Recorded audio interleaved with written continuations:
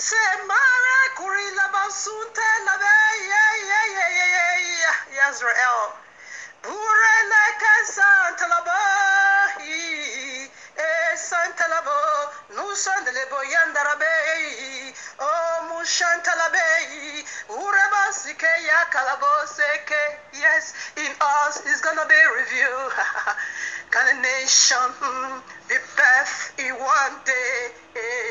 Karabasandeya, oh musekerebo. Can a nation be birthed just in one day? Masakerebo yerebo suntalaba Orilaba sekerebo Israel. Miracle Sunday Labe, Israel. This is a question. Yerebo seke moroko shintalaboya karabo.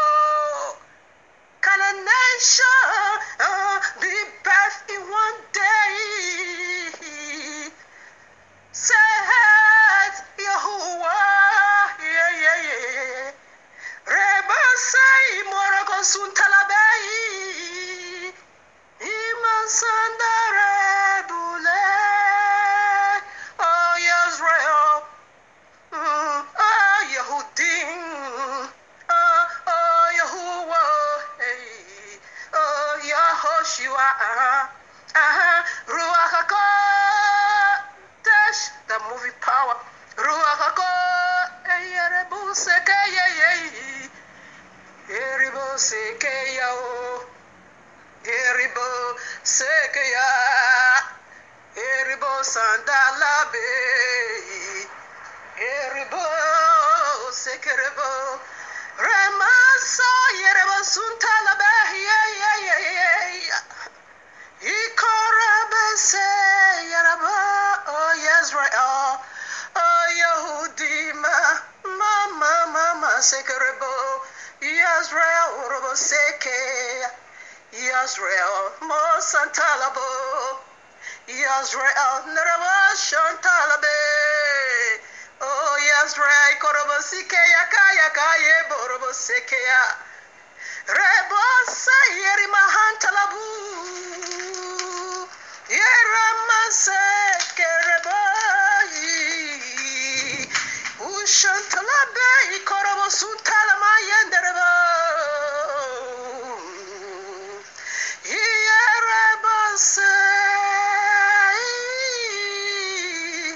Can a nation be birthed in one day? Oh, can a nation be birthed in one day? Can a nation be birthed in one day? Oh, hey.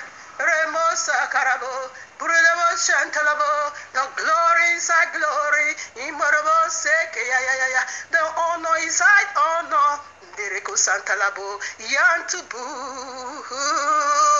Ereko Sikayabu, Yantubu, Yahuwa, oh Yerebo Seke, oh Yerebo Seke, Yemasa, Yerebo Sikayabu. Ibaraba se karaboyende Ishantalabe imosukaraba yentereba Yeraba seke imosekere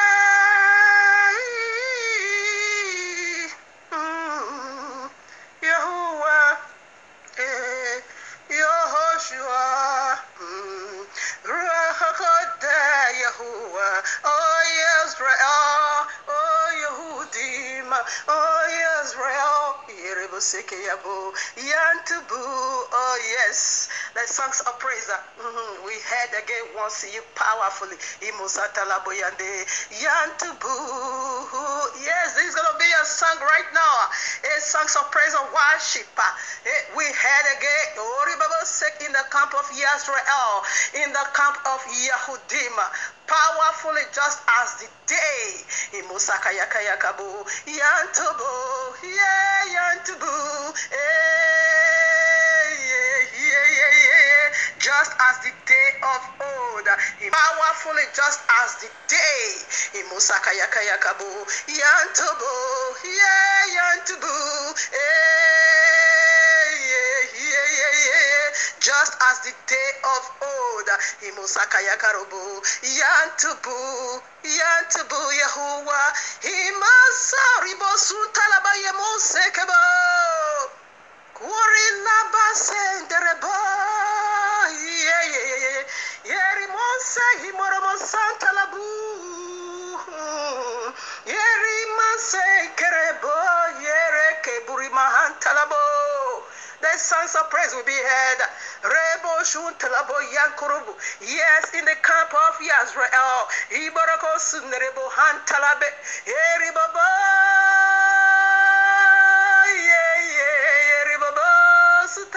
Sutalabo,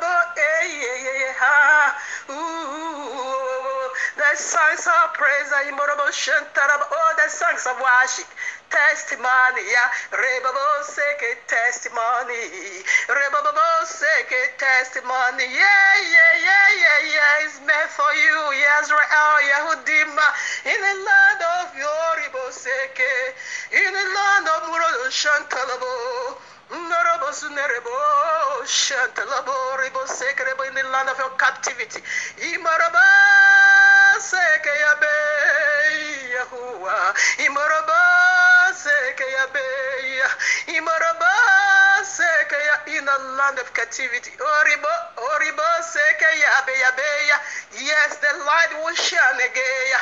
Ribo saka yabo yenderebo se. Yes, the light will shine again. Yes, laughter will be heard again. Rebabo seke musantalabo. Yekuriba hantalabe. Yekuriba hantalabe. Yekuriba hantalabe. Rebos karababo inorokos karababo Yisrael. Don't forget who you are. Nereke shantalabo. Yisrael. Oribo seke. Yisrael. Oriboseke, Yisrael, Hibaraboseke, Hibaraboseke, Yahudima, Riboseke, Hibarikoya, Oriboseke, Yabe,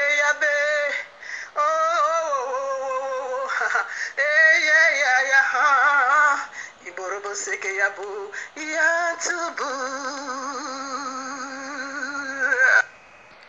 Greetings to the 12 tribes of Yisrael scattered in the four corners of the earth, and to the Gentiles called by the name of Yahuwah. Shabbat Shalom and much love, much prosperity attend you family, for you are the reason of our time like truth, because the time is simply near. Just as we see the days goes by, and so draw nigh the coming of Yahushua HaMashiach. Just as the Malach of Yahuwah said unto Yehukanah the Revelator, sealed not the prophecies of this book, for the time is near. Exactly what we are doing here, family. Decode the end times of prophecies, signs, dreams, in preparing people body house for the return of King Yahushua HaMashiach, our eternal bridegroom, and to whom due eternally all glory, worship, wealth, power, riches, Oribaba Sakayaba, adoration, acclaim, onde Shantalababa Sekayaba yo, to the glory of his magnificent Father Yahuwah the Almighty, and to the Ruach HaKodesh, the forever pure energy, the very DNA of Abba Yahuwah. The very blessed one is the fire eternal. Oh yes, Father Yahuwah, Rebaba Abba Yahuwah, you have been worshipped in the temple of your handmaid.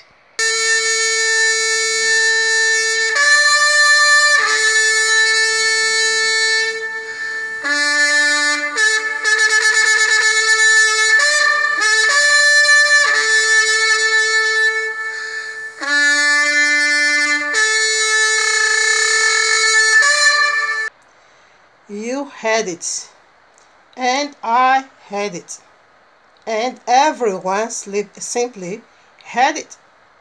This is the use and the glory of a trumpet. It don't walk in silences. And that is the voice of Abba Yahuwah. Like I always love to say that trumpet or sound precede every single movement of Abba Yahuwah. That which he has said to you and me right in Exodus 34 verses 10 is about to happen. And that is what we are resounding over here with a voice of trumpet. That unique glory reserved over there. That is what is about to happen now. It is a good news to the elect and a bad news, to the unprepared one.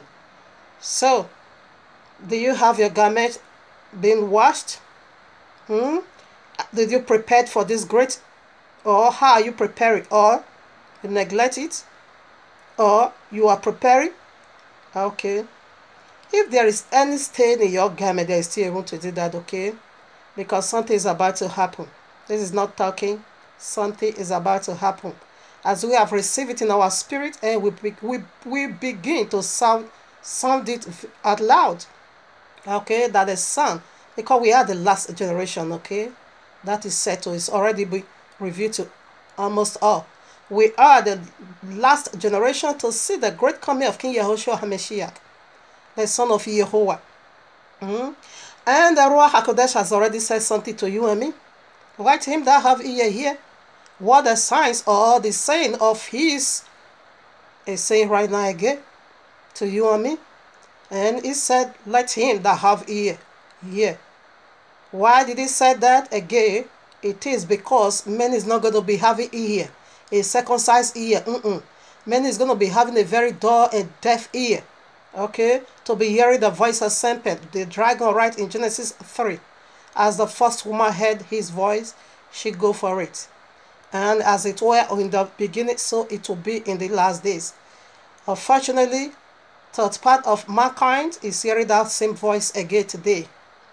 That is the voice they are hearing. Only the voice that is being circumcised can hear the voice of righteousness. Okay, you cannot hear the voice that said I abolished the law and said that is the voice of righteousness. No, you are hearing the voice of dragon, just as he abolished it in Genesis 3. So this day you hear that same voice again. That is why you can proudly say Jesus abolished the law without even thinking about the consequences. All right, now the signs of the last days also saying something right here to you and me. Kindly hear. You can't obviously believe that Watchman, Yahoo, and Deborah did not pay me to do the intro for White It Out 4 to deceive the masses. The true Israelites are the so-called blacks, so-called Hispanics, and Native Americans scattered throughout the earth. The Judah team has an agenda to make all the tribes Hamite. Matthew 24:4 says, to take heed that no man deceive you. Hey guys, the gig is up. I'm not the real Jesus. As a matter of fact, the fella's name wasn't even Jesus. He had a Hebrew name. There wasn't a letter J until a few hundred years ago. With that being said, I have fooled the whole world into the biggest sham of all time. The name and identity of the real fella has been taken over by me.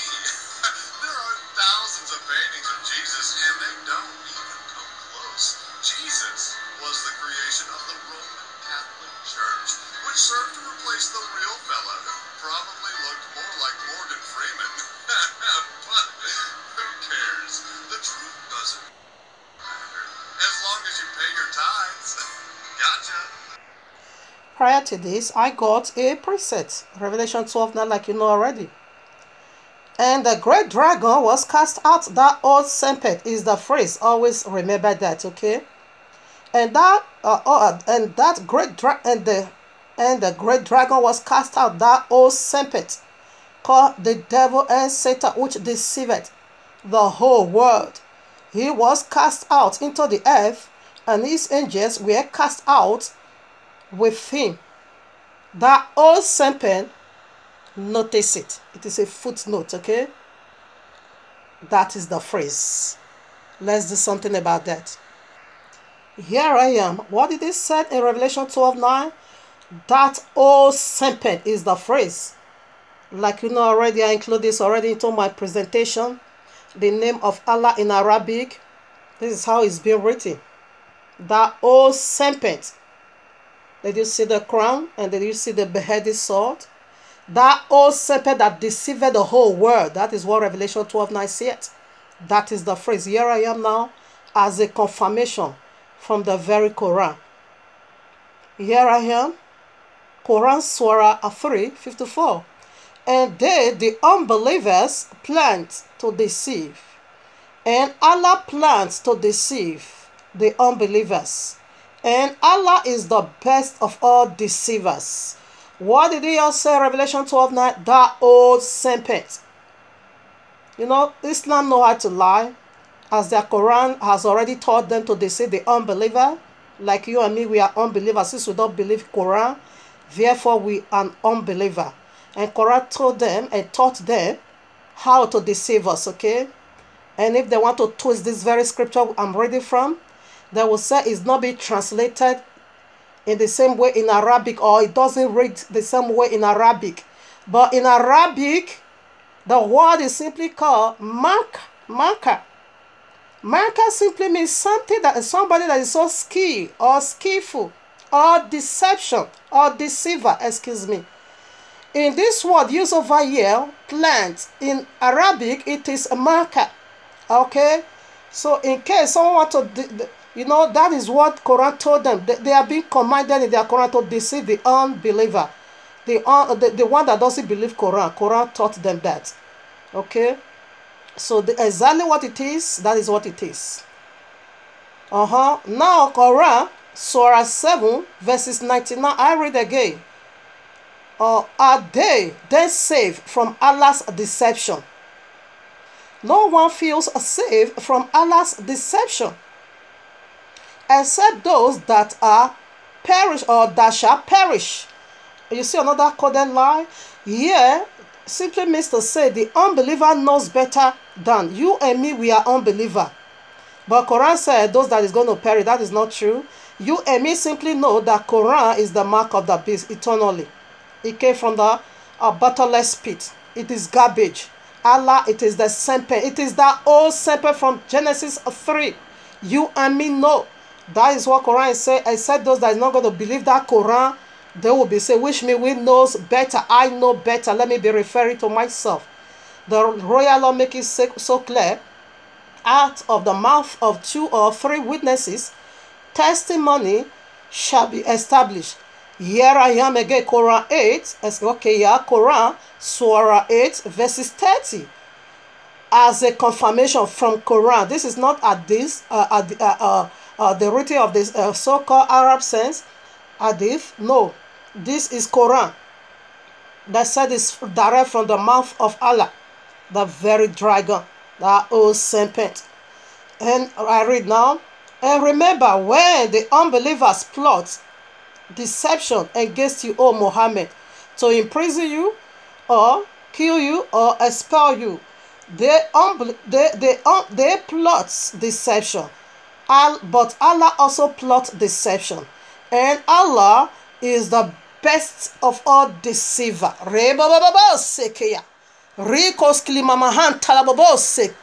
Allah is the best of all deceiver. When you go to Genesis 3, it said the serpent is more crafty or subtle than any beast of the field.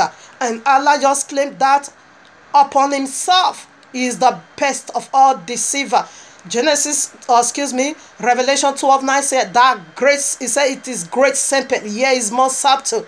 Is the best of all deceiver. Allah.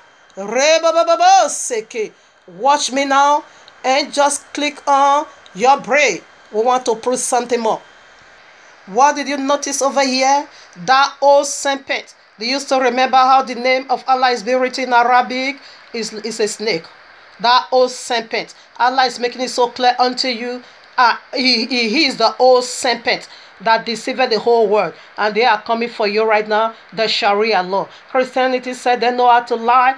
Wait, Allah, your grandfather, is right on his way for you. You are taking tithing for money. You are keeping Sunday. You are celebrating your evil Christmas, paganism, January 4th, all nonsense from Babylon. You know how to twist the royal law. You know how to break the royal law. Allah is on his way for you. He is the grandmaster of this very thing we are talking about. It is, oh my Father, that old serpent That is line playlist of video. And Islam is the very last video to play for you and me. Do you see snake? That old serpent.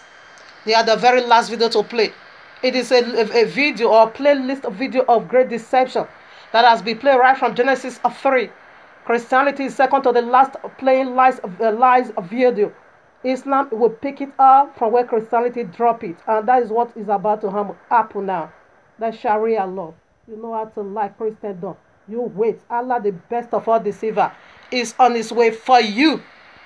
Allah in Hebrew, what did it mean? Curse. Allah simply means curse in Hebrew. If you want to write a curse in Hebrew, the holy language, this is how it's been written. You see, Allah, it simply means curse in Hebrew. Yes, it's going to curse every one of you that refuse to convert to Islam. And this is how the name of Allah is being written in Arabic. And Allah in Hebrew, in the holy language, is simply means curse. I don't care what you feel or what you go by that. I don't care whatever and how you want to translate it and say. Allah simply means God. That is for you. Okay, we go by the holy language. The holy language that is going to be restored to the four corners of the earth. It is Hebrew language, the holy language. What did he say it means? It means curse. Like Jesus simply, when you take it down to Latin, it simply means earth pig. And that is the very animal the royal law command us not to touch. I don't care what you said it makes for you. You can call it your father, your elder brother, your savior, your whatever. I go by what the royal law said. Pig. Pig is unclean without touch. And we say the letter J that gave you Jesus is only 300 years old plus, not yet 400 at all. That is another Messiah. But the greatest of all lies on his way for you, which is Allah. And remember, Jesus is also coming with Mahdi. According to the ability, they said Jesus is going to lay his right hand on Mahdi, command Mahdi to convert the whole world to Islam. When you fail to do that, you Christian, you pork-eating Christian, you will know how sharp the sword of Allah is. It's a red dragon. That is also your normal ghost fire. It is your blood, ghost blood, because that red dragon soaked with blood. Instead of becoming a fiery serpent, now become a blood serpent, bloodly serpent. Okay, he never said that dragon was a bloodly dragon. No, it's red dragon. Rather, it's being soaked with blood. Allah is the consummation of this line playlist of videos started from Genesis 3. It's coming for you. Mishmekan. Here we are in Matthew 24:24. For there shall arise false Messiahs and false prophets, and shall show great signs and wonders, insomuch that if it were possible, they shall deceive the very elect. Mishmekan, you are the reason we are here. You are the reason we are speaking. We don't care what Islam is doing. We don't care what the Christian is doing. We only care about what Abba Yahweh said about you. If it were possible, that simply means to say it's not utterly possible, okay? That is, they are going to do it for you for a while. At the end of it all, you are coming out alive, back to the royal law. We are here for the elect and also for the chosen Gentile. Gentile is also being chosen, okay? So here we are in the presence of Abba Yahuwah with this wonderful, breathful, life-giving message, I must say again. Titled for you and me, your faith has made you whole. The mystery of faith. That makes you whole. That's what I want to dig into today, alphabet by alphabet. We see it already, 5 letters. So we are going to take it one by one by the grace of Abba Yahuwah. And I rebuke any drama of any kind, because I will do all my possible best to ensure I end it at part 1. Like you know already, I would always like to set the stage with Deuteronomy or Deborah 32 verses 1 to 4. Give ear, O ye heavens, and I will speak, and ye, O earth, the words of my mouth. My doctrine shall drop as the rain, my speech shall distill as the dew, as the small rain upon the tender herb, and as the showers upon the grass, because I will publish the name of Yahuwah. Ascribe ye greatness unto our Elohim, He is the rock. His work is perfect, for all his ways are judgment. A Elohim of truth and without iniquity, just and right is him. Ruach Kodesh. Ruach HaKodesh, Ruach HaKodesh, Seke Yabo, Seke Yabo, Ruach HaKodesh, Seke Durilabayo, Seke Durilabase O Ruach HaKodesh, Seke Himo Santa Labayande Rebu, Seke Yabo Se Ruach HaKodesh, Seke Yabo Se. So family, before we go unveiled, these are mysteries of this work called faith, alphabet by alphabet. I would also like us to take a deep breath into what is the royal law for? How does it become a lamp unto your feet? Here I am. It functions as a sacred marriage covenant between Yahuwah and his people Yisrael. Point 2. It outlines how the marriage won't function, its stipulation, and what makes it a happy and a fruitful marriage. Point 3. Its precepts describe how the marriage won't function. Point 4. Its word picture tells what marriage life won't be like. Point 5. Its judgment describe how each of the partners will relate to each other. Point 6. For either party to violate this agreement, violate the marriage itself. Point 7. For the groom promise never to violate it because the groom is Abba Yahuwah himself. He don't have the appetite to do that, okay? That is why each one of us can look into heaven and say with all our heart, we are saved. Heaven is our home, okay? Not this stupid man Jesus. That is so stupid. Today, Shabbat is perpetual and tomorrow is no more perpetual. No. We are not after that. We don't go by that at all. We go by the very thing that is so authentic. He said he changed not. Right now, I will keep making my presentation. I don't care whether 10 people watch my message these days. It is a mind-boggling. Anyway, this message that I just did, Allah don't want you to watch it. Because he knew when you watch it, it's going to be of a somehow happy hand to you. But I also think maybe that message belongs to few people. But it was a mind-boggling. But I bless Abba Yahuwah for the few numbers of people that watch it. Many are called. Only few he's choosing. In another hand, I think Allah don't want you to see the secret because we got more details inside Quran. The feast of Hanukkah. It is cleanse. It is cleanse your temple and turn on the light. I just did it few days ago. I think about 2 days ago in the midst of the week, or 3 days ago. I talks about the feast of Hanukkah. Okay, but Allah don't want people to watch it. Allah is so jealous of me. Dragon is so jealous of me. Jesus is so jealous of me. Azazel is so jealous of me because they hate the truth.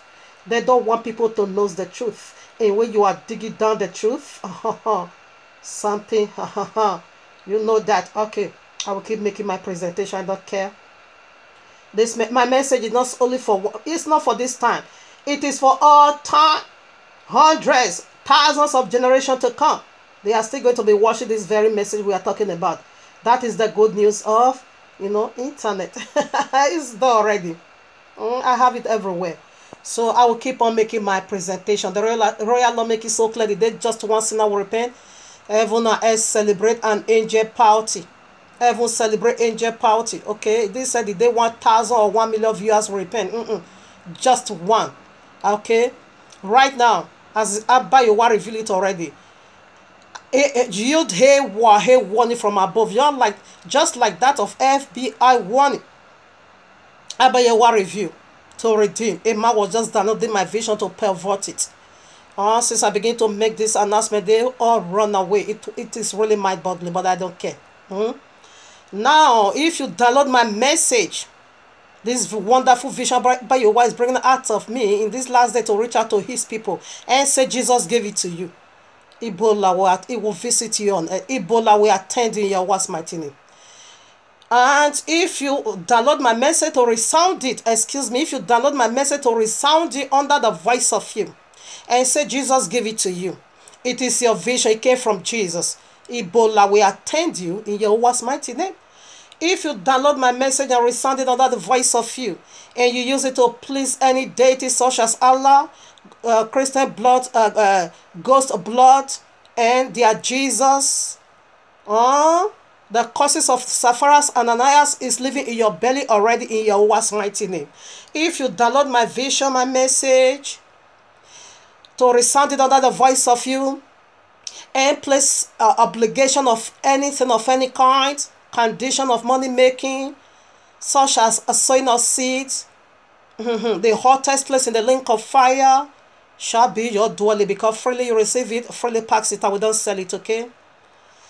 So you can see in Yahweh's mighty name is the seal of my message, okay? I don't have FBI one, I don't have it. I have this one. This is my Yud-He Wah-He warning. You can see Joshua 6:26 for this. You can see Acts of Apostle 5:1-11 for this. You can see Acts of Apostle 13 verses 6-11 also for this. You will find it is scriptural. However, if you download my message to resound under the voice of you in reaching out to the lost sheep house of Yisrael, in propagating, the righteousness of Abba Yehovah after you have repented, double glory, double honor, double blessing is ever yours. Eternal blessing is ever yours. You shall rule and reign with King Yahushua, you and your household. Yes, it go in this both way. In Yahuwah's mighty name. That is my seal. Okay? Like I always love to say, I'm much careless. I don't really care. Pursuing after the truth or chasing after the truth. I'm so careless of whose feelings is hurt. I don't care about how the truth PX you. I only cares about what the truth will do for you. Truth is so bitter, but it's the sweetest. Like I said in the other clip, Islam, this thing I'm doing against Allah, exposing the wickedness of Allah that is the old serpent, is gonna, when he hurts you, is gonna do just two things for you.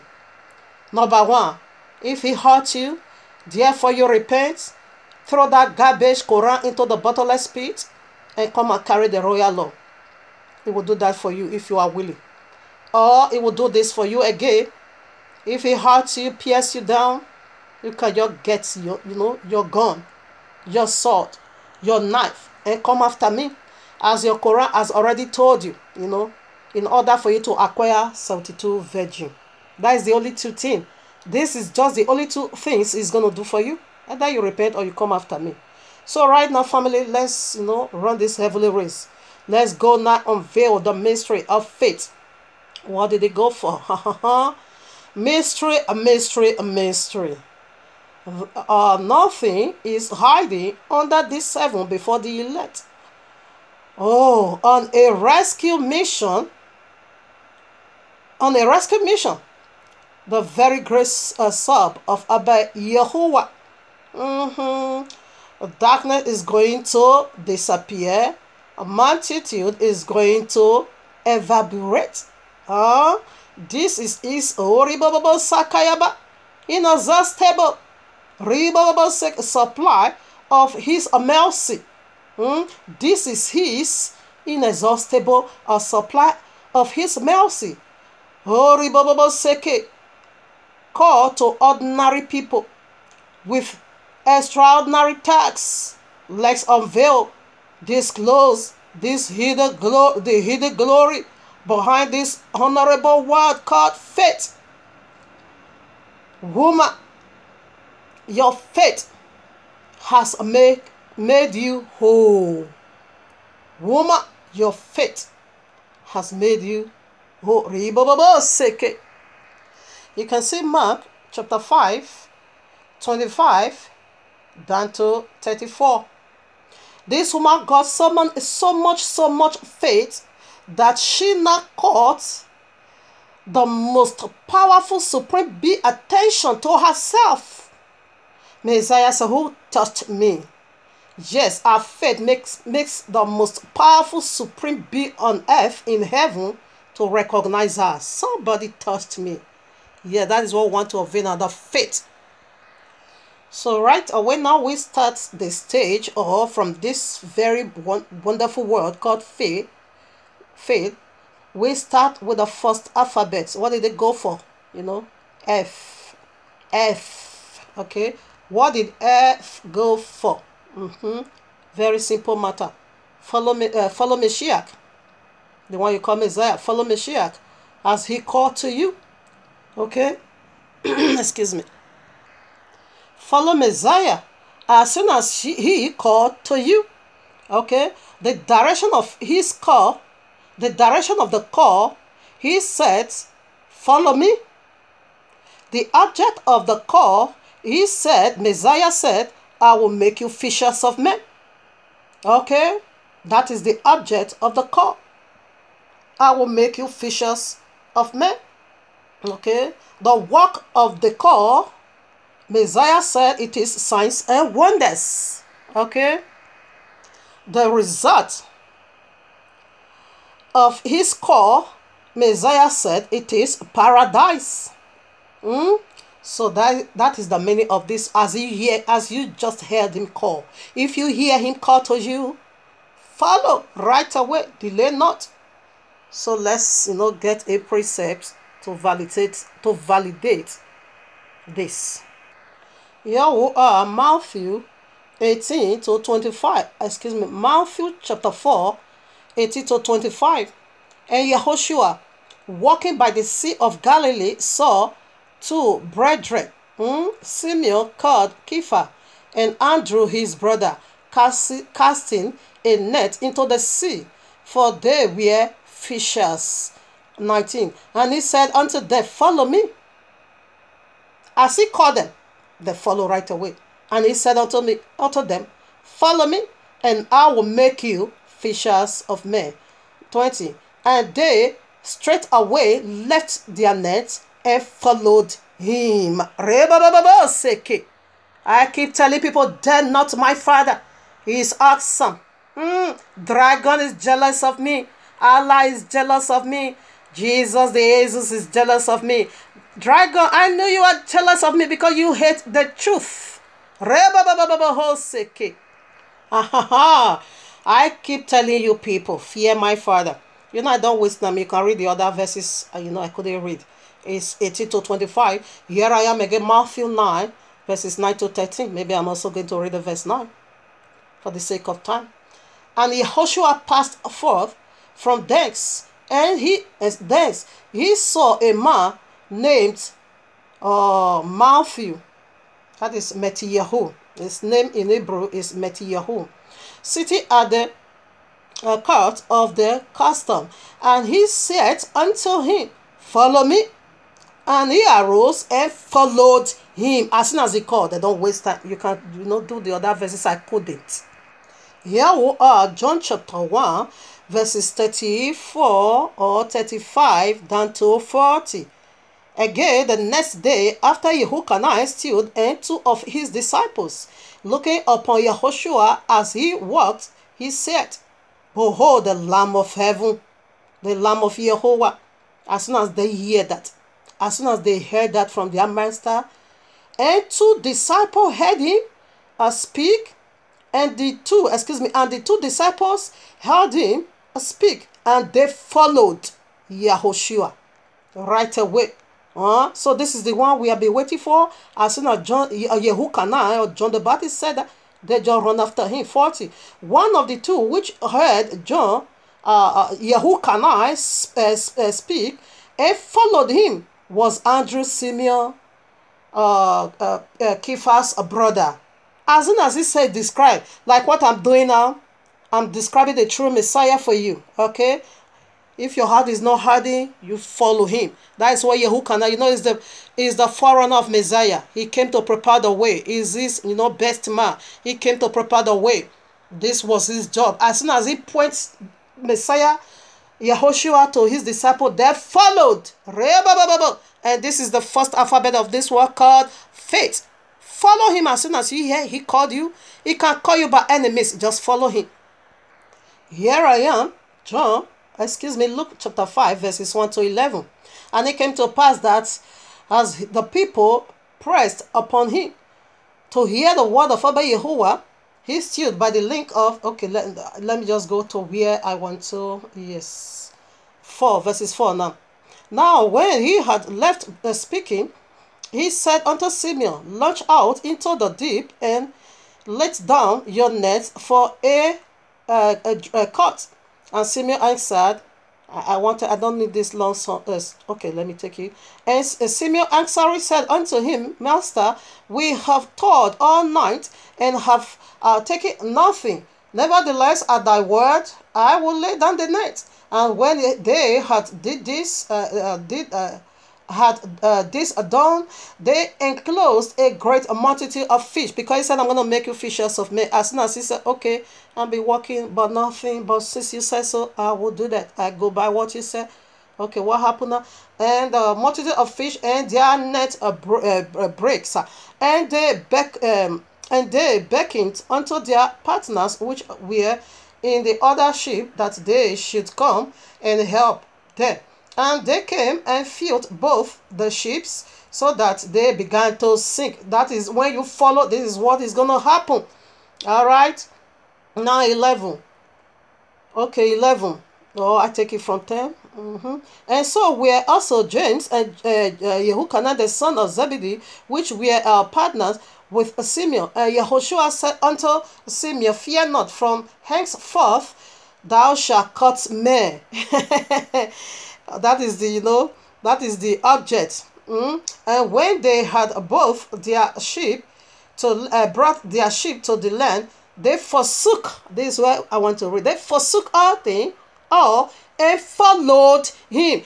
Messiah is calling us, and with anything by thing. He used miracle to call some. He used his servant to call some. He used the Ruach HaKodesh to call some. He used his own voice to call some. He called by anything. But as soon as you just follow. That's what we are doing here. You can also read Luke chapter 1, verses 26 down to 56 or so. The murder, the most blessed woman eternally in heaven and on earth. It is Maria.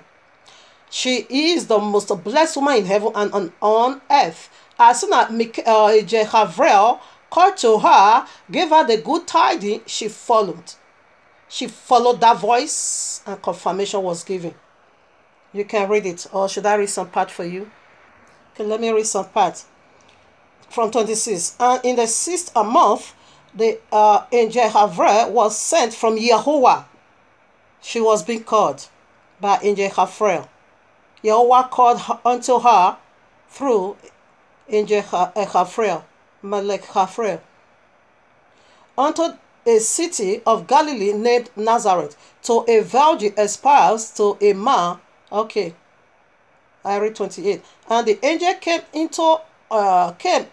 in unto her and said, greetings, thou that are highly favored. Yahweh is with thee. Blessed art thou among all women. Greatest, wonderful, greatest. She is being favored by Abba Yehovah, and being favored by Abba Yehovah. You see, as soon as the good news, the good tidings was being given unto her, look at what she did. 38 now. And Mariam arose in those days and went. Okay, no, let me take it from. And Mariam said, behold, the handmaid of Yehovah, be it unto me according to thy word. And the angel departed from her, and Mariam arose in those days and went into the hill country with haste. She didn't delay. With haste into a city of Yehudah, and entered into the house of Zechariah, and saluted Elizabeth. And it came to pass that when Elizabeth heard of salutation of Mariam, the baby, that is Yehukanah, leaped in her womb, and Elizabeth was filled with the Ruach HaKodesh, a confirmation. And this is why where she not fully convinced that blessed is truly she. She is really blessed among all women. If you keep reading, you are going to see how she prays herself. It said, from generation to generation, I will be called blessed among them. He said, all generations are going to be calling me blessing. And today we do. Okay. As soon, it says she make haste. That is the first letter of this word called faith. Follow right away as you hear. As you hear his voice, don't delay. Here we are again, another powerful woman on the move. Another most blessed woman in heaven and on earth. On the move in this world called faith. She is also being called Maria Magdala. You know, one name is almost being given unto both. They are powerful women of Yehovah. Here I am. That is why I said, Drago is so jealous of me. You want to silence me. Rather, you will be silent in the abyss of fire without mercy in Yahweh's mighty name. Luke chapter 7 from 36 way down to 50. I'm going to do some part, okay? And you do the leftover part. I couldn't. This is how she's also being called. And one of the Pharisees desired him that he would eat with him. And he went into the Pharisee's house and sat down to meat. And behold, a woman in the city which was a sinner, when she knew that Yehoshua sit at meat in the Pharisee's house, brought an alabaster box of ointment. Who told her, who convinced her that you should go and do this powerful service. This was how she's being called. This is the calling of the Ruach HaKodesh. The Ruach HaKodesh was the one who placed this word in her heart. Just go and wash the feet of the author of life. It needs some massage. Go and do that. Even though you are a sinner, but you are being called. As soon as she heard that voice, she took an alabaster jar and run for him. You don't waste time. And stood at his feet behind him, weeping, and began to wash his feet with tears and dry, and did wipe them with the hairs of her head, and kissed his feet, and anointed them with the ointment. So she is being called. This is how the Ruach, as soon as she followed that voice, and she traced that voice, and she got the Messiah. Caught his attention once again powerfully. Now let's see the father of faith, from whose anointing of faith I type from it, okay? Father Abraham is the father of faith, okay? Here I am, Genesis, Bereshit 12, verses 1, I will read 1 to 5 or 6. Now Yahuwah had said unto Abram, get thee out of thy country, and from thy kindred, and from thy father's house, unto a land that I will show thee. And I will make of thee a great nation, and I will bless thee and make thy name great, and thou shalt be a blessing. And I will bless them that bless thee, and curse them that curse thee. And in thee shall all the families of the earth be blessed. So Abraham depart. As soon as he hear that voice, he follow. Even though he don't know where he's going, but he just follow. That is faith. And this is the very mystery of this first alphabet of this word called faith. F. So Abram departed as Yahuwah had spoken unto him, and Lot went with him. And Abram was 75 years old when he departed out of Haran. And Abram took Sarah his wife, and Lot his brother's son, and all their substance that they had gathered, and the souls that they had begotten in Haran, and they went forth into the land of Canaan, and into the land of Canaan that they came. And into the land of Canaan, like me, America, here I come. Into the land of Canaan, and there they came. As soon as Abba Yahweh spoke, as soon as Abba Yahweh releases his will right away, he departed. You don't know where to go, but Abba Yahweh He was just directing and he was following that voice. Don't delay. As soon as you hear his voice, hasten and follow. And this is this worker faith. Again, let's see another calling. Abba Yehovah can call you with all, in different ways. It doesn't mean the way he called me, that is how he's going to call you. No, he's using all things to call us in different ways. Meanwhile, follow as you hear. That is the very first alphabet of this work of faith. Let's see how he also called this great mighty man of Yehovah again, Yasuf, the one you call Joseph. Genesis 45:46. And Yasuf said unto his brethren, you know what they did to him? We are also going to see that picture. Come nigh to me, I pray you. And they came not. And he said, I am Yasuf, your brother, whom ye sold into Egypt. Now therefore be not aggrieved, nor angry with yourselves, that ye sold me hither. For Yehovah, listen now, for Yehovah did send me before you to preserve lives. He said, you are not the one I didn't hear your voice. You isn't the one. You are not the one that brought me over here. You shouldn't be grieved over that. Okay? Abba Yehovah did it to preserve lives. This is the object of it. And this is the work of it. Miracle. As soon as he call, as soon as you hear his voice, follow Yahushua. As soon as you hear his voice, or as soon as you hear him calling you, just follow. This one they were taking, they were the one. He said, no, you are not the one. Abba Yehovah sent me before you to preserve life, not you. So let us see how something can use tribulation, okay, to send you, to call you. But as soon as you hear, follow. Yeah, sometimes use tribulation. Great trouble. Here I am in the book of Yashia. You keep hearing from me. I always read. I love this book, okay? The book of Yashia. Joshua 13. 10:13 make references, okay? And 2 Samuel 1:18 also make references to it.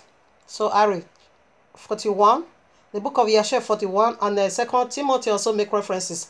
3:8 make references also to this wonderful book. I read now chapter 41 from verses 20. I would have loved to read all, but there's no time for that. And Jacob called Joseph his son and commanded him, saying, behold, thy brethren are feeding in Shechem this day, and behold, they have not yet come back. Go now, therefore, and see where they are, and bring me word back concerning the welfare of thy brethren, and the welfare of the flock. And Yasuf sent his son, Joseph, to the valley of Aram. Herob. And Joseph came for his brothers to Shechem, and could not find them. And Joseph went about the field which was near Shechem to see where his brethren had turned, and he missed his road in the wilderness, and knew not which way he should go. This is the calling we are talking about. He missed on the way, okay? Because Abba Yehovah called him. You can't mix and go back. No, you must find your brother. You need to go to Egypt to preserve lives over there. 22. And an angel of Yehovah found him wandering in the road towards the field. And Yasuf said unto him, unto the angel of Yehovah, I seek my brethren. Hast thou not heard where they are feeding? And the angel of Yehovah said unto Yasuf, I saw thy brethren are feeding here, and I heard them say they would go to feed in due time. And Joseph hearkened to the voice. You see, he hearkened to the voice of Yehovah, and he went to his brethren in due time, and found them there in due time feeding the flock. And Yasuf advanced to his brethren, and before he had come nigh unto them, they had resolved to slay him. And Simeon said to his brethren, behold, the man of dreams is coming unto us this day, and now therefore come, excuse me, come and let us kill him and cast him into one of these pits that are in the wilderness, and his father shall seek him from us. We will say an evil beast, has devoured him. And Reuben, okay. And Reuben heard this word of his brethren concerning Joseph, and he said unto them, you should not do these things. For how can we look up to our father Jacob? Cast him into the pit of this, into the pit to die there, but stretch forth not thy hand upon him to spoil his blood, to devour, in order, okay, yeah, he said this, Reuben said this in order to deliver him from their hand, to bring him back to his father. And when Yusuf came to his brethren, he sat before them, and they rose upon him and seized him and smote him to the earth and stripped the coat of many colors which he had, and they took him and cast him into a pit, and the pit there was no water, but serpents and scorpions, and Joseph was very afraid of the serpent and scorpions that were in the pit. And Joseph cried out with a loud voice, and Jehovah hid the serpent and scorpion in the side of the pit, and they did they did no harm unto Yusuf. And Yusuf called out from the pit to his brethren, and said unto him, what have I done unto you? And in what way have I sinned? Why did you not fear Jehovah concerning me? Am I not of your bones and flesh? And is not Jacob our father, my father? Why do ye do these things unto me these days? And how will you be able to look up to our father Jacob?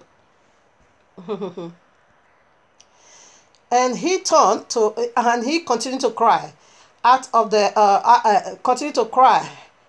and call unto his brethren from the pit. And he said to Yehuda, Simeon, and Levi, my brethren, lift me up from the place of darkness in which you have placed me, and come these days to have compassion on me, your children, ye children of Yehovah, and the sons of Jacob my father. And if I have sinned unto you, are you not the son of Abraham, Yisrael, and Jacob? If they saw an orphan, they had compassion over him, or one that were hungry, they gave him a bread to eat, or one that was thirsty, they gave him a water to drink, or one that was naked, they covered him with garment. And how then will you withhold your pity from me, your brother? For I am of your flesh and blood. And if I have sinned unto you, surely you will do this on account of my father. And Yusuf spoke this word from the pit, and his brethren could not listen to him, nor incline their ear to the words of Yusuf. And Yusuf was crying and weeping in the pit. And Yusuf said, oh, that my father knew these days the acts which my brethren have done unto me, and the words which they have this day spoken unto me. And all his brethren held his cry and weeping in the pit, and his brethren went and removed themselves from the pit, so that they might not hear the cry of Yusuf and his weeping in their pit. And we see the answer he gave to them. Genesis 45, 4-6. It says, you were not the one who did this to me. Abba Yehovah did it. He set me before you in order to preserve life. So this was how he was being called, to prepare the way for the upcoming event, to save the entire household. So as soon as you hear his voice, follow. This is the first alphabet of this word called faith. And we have a lot of wonderful things that happened over there to the south. When they got there, they were trying to, they said, the way you look like, you are like a child of a very rich man. You never reveal the secret. He never said, my brother sold me. The brother said he was a servant and he disobeyed them, so they don't want him anymore. And he himself also admitted that he was a servant. He said, in order to cover up my brother's wickedness, I don't want to expose them, to others, to know how wicked they are. You see? So anyway, in altogether, Abayowa send him over there. Altogether, this calling of King Yehoshua, he said, the first alphabet, what did he say? Follow Messiah or follow Mashiach as soon as he called to you. And his calling to you is simply mean invitation. He invites you to his wedding supper. He simply invites you into his humanitarian grant. That was the main object he called the disciple for. Heal the sick, do this, raise the poor, fill the hunger. That is the object of the call. So right now, Revelation 19:9. And he said unto me, right, blessed are they which are called unto the wedding, unto the marriage supper of the Lamb. You are blessed if he called you into his ministry. You are blessed if he called you into his humanitarian grant. You are blessed because altogether it is invitation into his marriage. Blessed are you if you are being invited. Blessed are they which are called into the marriage supper of the Lamb. And he said unto me, these are the true saints of Yahuwah. When you be invited, and we see the reward of the call, paradise. Okay, the result of the call, it is paradise. In case, just for someone who will say, I'm not qualified for what? I'm too filthy, or I'm too old, or I'm too young, or I'm too dull, I'm not qualified, or I'm not eloquent. But the character of the call is Yahushua, okay? You have no excuses when you hear his voice, follow him. The character of the call is just Yahushua, his Messiah himself. I will make you. I will build you. I will mold you. Okay? Eloquency, education, wealth will never substitute for this call or for his call. They will never substitute for the call. The call is Yahushua HaMashiach. Matthew 19:16-25. Like this man, Matthew, that reject the call, or that denounced the call, or that gave a reason for the call. He gave a reason. You can take it 16-25, but I'm taking it from 21 for the sake of time. Yahushua said unto him, if thou wilt be perfect, go and sell that thou hast, and give to the poor, because that is his humanitarian grant, okay, for you to help the poor. Sell it and give them all to the poor, and thou shalt have treasure in heaven, and come and follow me. This was how he called this rich man right from his youth. Just go and sell everything you have, give it to the poor, because that is the that is the object of the call, humanitarian to help the poor. Now 22, hear what this man did. But when the young man heard that saying, he went away sorrowful, for he had a great possession. Say, how can I do this?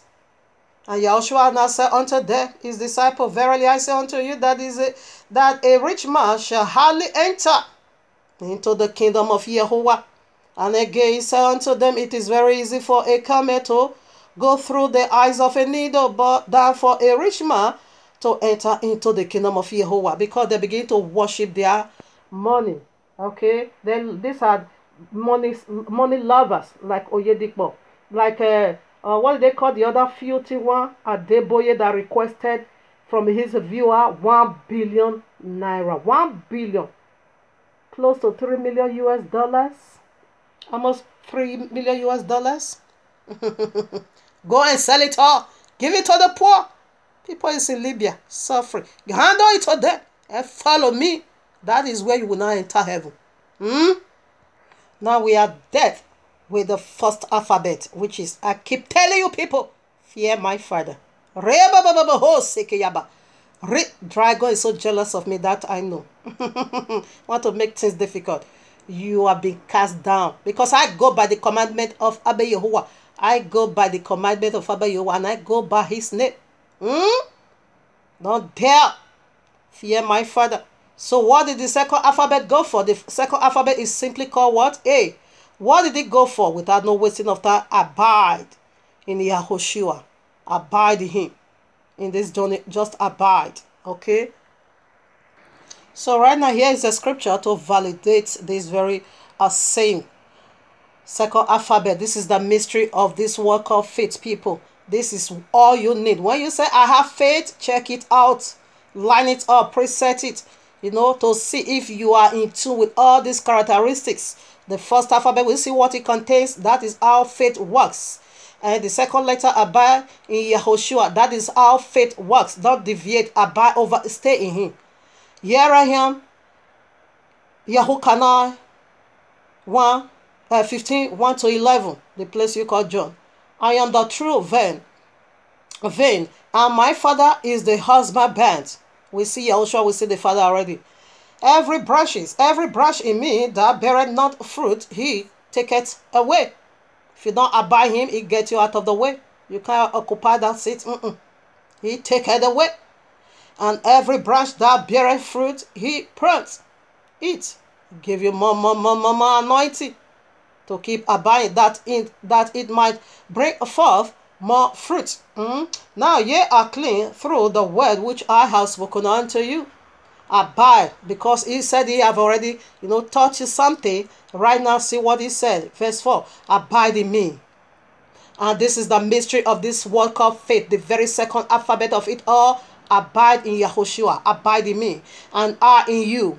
As the branch cannot bear fruits of its own, except ye abide in the vine, so more can ye, except ye abide in me. I am the vine, ye are the branches. He that abides in me, and I in him, the same bringeth forth much fruit. For without me ye cannot do nothing. If a man abide not in me, he is cast forth as a branch, and it wither, and man gather them and cast them into fire. That is the link of fire. If you don't abide in him, he's telling you where he's going to cast you into. If you abide in another deity such as Jesus, Allah, Christian ghost fire. Originally it is blood, ghost blood. The dragon, red one. And they are burnt. If ye abide in me, and my words, this is the mystery of you abide in him, and my words abide in you. What is this word? Shabbat is perpetual. Only one name is given in under this whereby you must be saved. That is his word.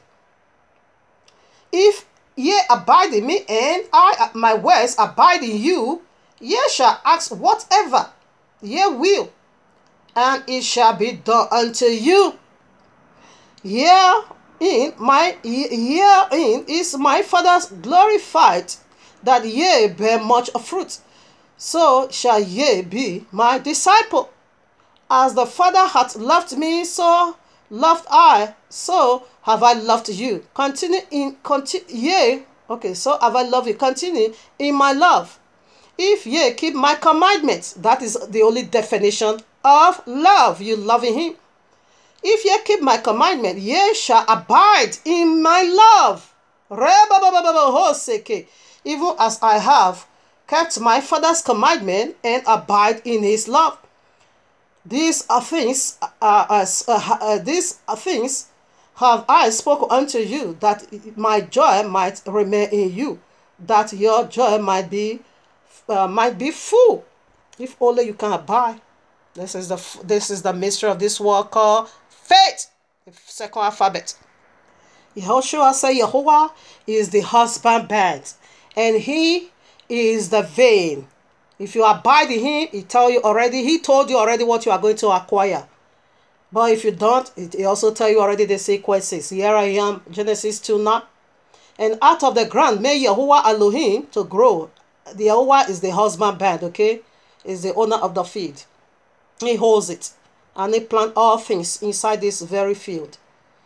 Let me take it again. Out of the ground made Abba Yahuwah Elohim grow every tree that is pleasing to the sight. And good for food. The tree of life also is in the midst of the garden. What did he say? He is the vein. You are the branch. If you abide in this garden, it simply means eternal kingdom of Abba Yahweh. You know it's coming right back again. He said when you abide in this tree, the tree of life, you are going to bear much fruit eternally. Whatever you ask for is going to be given unto you. And your joy is going to be filled eternally. Okay, because in this garden is fullness of joy. And this tree over here, it is Yahushua HaMashiach. Is the vein. Abba Yahweh is the husbandman, and you are the branch. No tree without branch, okay? Here is this tree again in the restored kingdom of Abba Yahweh. Revelation 22:1. And he showed me a pure river of water of life, clear as crystal, proceeding out of the throne of Yahuwah and of the Lamb. In the midst of the streets of it, and on the either side of the river, was there the tree of life, okay, which bear 12 manner of fruits, and yielded the fruit every month, and the leaves of the tree were for the healing of the nation. You see, there is a healing in that tree. Let's check it out. Let me blast you now with a healing from that tree. Isn't it said the tree of life? We saw it in Genesis 2:9. We also say Revelation 1:22, 1-3. It said in that tree, the leaves of the feet is the healing to the nation. Okay, here I am, because as you are going to abide in Messiah, the counterfeit, is going to make life tough. We see it already from the case of Joseph. Exodus 15:22-25. So Moshe brought Yisrael from the Red Sea, and they went out into the wilderness of Shur, and they went 3 days in the wilderness and found no water. And when they came to Marah, they could not drink of the waters of Marah, for they were bitter. Therefore, the name of it was called Marah. And the people murmured against Moshe, saying, what shall we drink? And he cried unto Yahuwah, and Yahuwah showed him what? A tree, which when he had cast into the waters were made sweet. There he made for them a statute and a ordinances, and there he approved them. Now the tree now healed the water from bitterness to sweet. All right, that while you are going abiding in him, certainly there's going to be some God blinder. Okay, something is going to put you sometime in a bitter state. But when you abide in this tree, it will make it sweet for you. That is, it will make it so sweet. You will despise all pain and press towards the goal, to the letter I. Dragon is jealous of me, 100%. I know Allah, Jesus, Jesus. They are jealous. We just saw what Messiah said in John 15:1-11. Okay, the only way you are going to love him, remain his love, it is to keep the royal law. Here I am, John 14. That is abiding. That is how you abide in him. That is how you are in him. He is in you. Trinity will not banner over you. John 14, 15, the way down to 24. If ye love me, keep my commandment. That is the definition of you loving Messiah. 16. And I will pray the Father, and he shall give you another comforter, that he may abide As you abide in his commandment, what is going to abide also in you in return? The Ruach HaKodesh, the Comforter, that he may abide with you forever. This is the gift of eternal life. Even while you are facing that difficult time, even though God blinder is all over you, no, eternal life is already yours. No one carry the Ruach HaKodesh and perish. No, it is the seal. Remember, the Ruach HaKodesh, it is the seal of our salvation. When you receive the Ruach HaKodesh, it is confirmed. Because he abides you, not to get him out of there. He will help you when the devil, the serpent, the Jesus, that Jesus is coming on to you to deceive. No, he will expose. That is the power of revelation, power of conception. Miracles kayababayo. Ribo santalaboye. He will abide in you if you abide in the royal law. Trinity will abide in Norokos Kayababa 17. Even the spirit of truth, whom the world cannot receive, this very spirit the world cannot receive him. The word. Christians don't have this. No. They have ghost fire. Let me also be giving it to them sometime that way. Ghost fire. Originality is ghost blood. Because it is being called red dragon. That is the ghost fire of the Christian. Ghost blood. That is sucking human's blood. You can't receive it. So the world cannot receive it. Because it is yet him not. Neither knoweth him. But ye know him.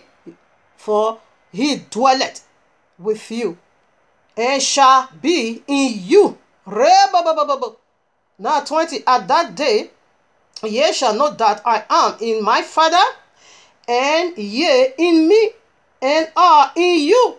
21, he that hath my commandment, and keepeth them, it is he that loveth me. And he that loveth me shall be loved of my Father, and I will love him, and will manifest myself to him. Now 24, 3. Yehoshua answered and said unto them, if a man love me, he will keep my words, and my Father will love him, and will come unto him, and make abode with him. That is, will make our home in him.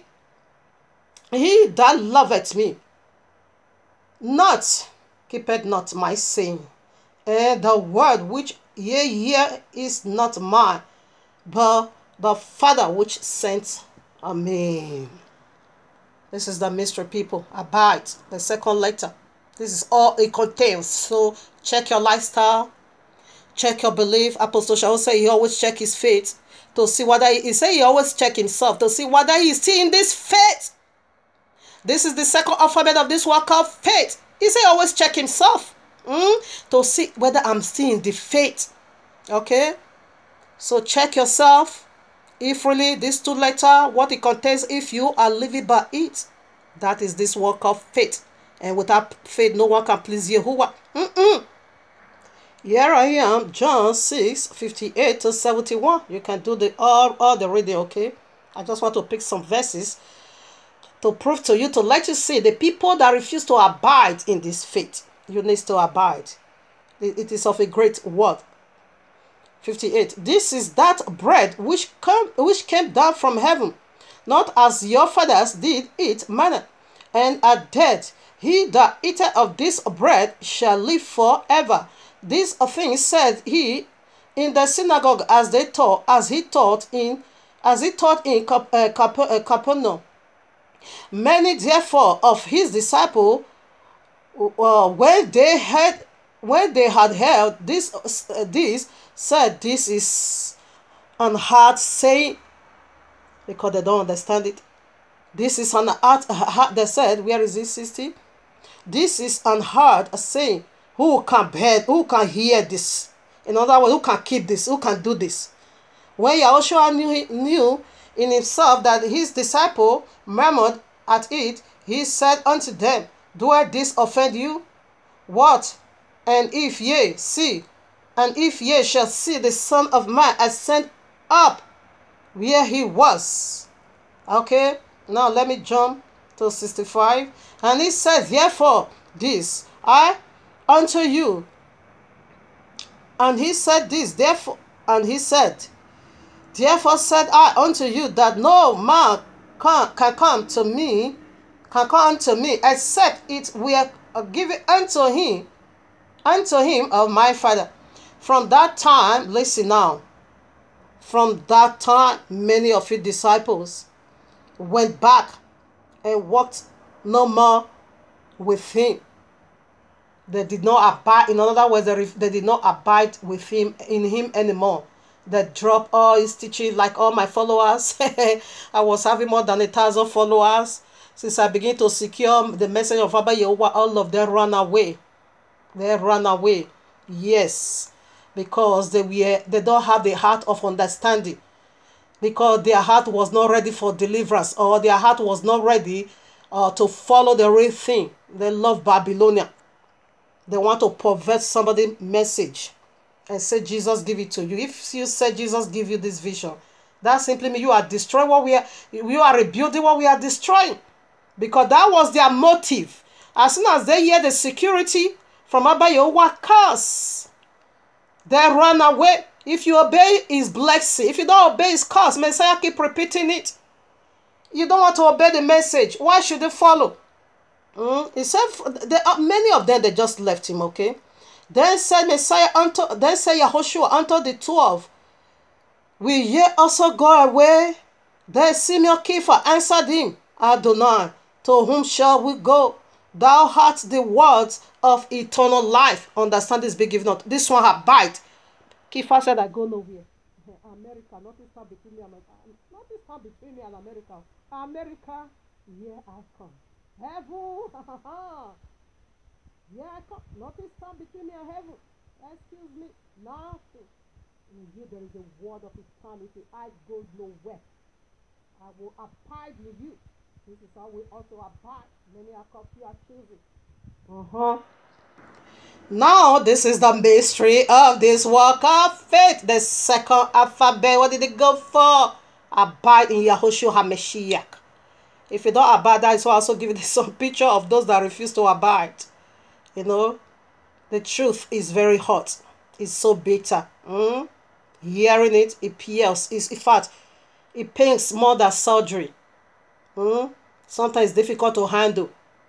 But if you got the courage to handle it, it is eternal life for you. Now we proceed to the third letter. Like all my followers have deserted me. They never follow me anymore. They run away. But until you see miracle, you won't believe. You just wait. You're going to see something. A mind-boggling confirmation. Then you will return back to life. Okay, now. You will return back to life. You can't run out of life into darkness. You will run from darkness into light. Okay. What is the third letter? Simply go for I. Okay. Is it not one I? I say one I. I'm sorry. I'm sorry. Just a slip of tongue. Okay. I. So what did that go for? I will never leave you nor forsake you. In this matter, I see so strong. We see what banner over. We see what abide in you. King Yahushua said, I and my Father will not come to you to make our home in you. And the Ruach HaKodesh is already in you. He said it will abide in you forever. He said, I and my Father will also come and abide in you. We will sit in you. That is the Trinity on you. Okay. That is the message we just did not too long about our head, the mystery of our head. We see Abba Yehovah sit between the cherubims.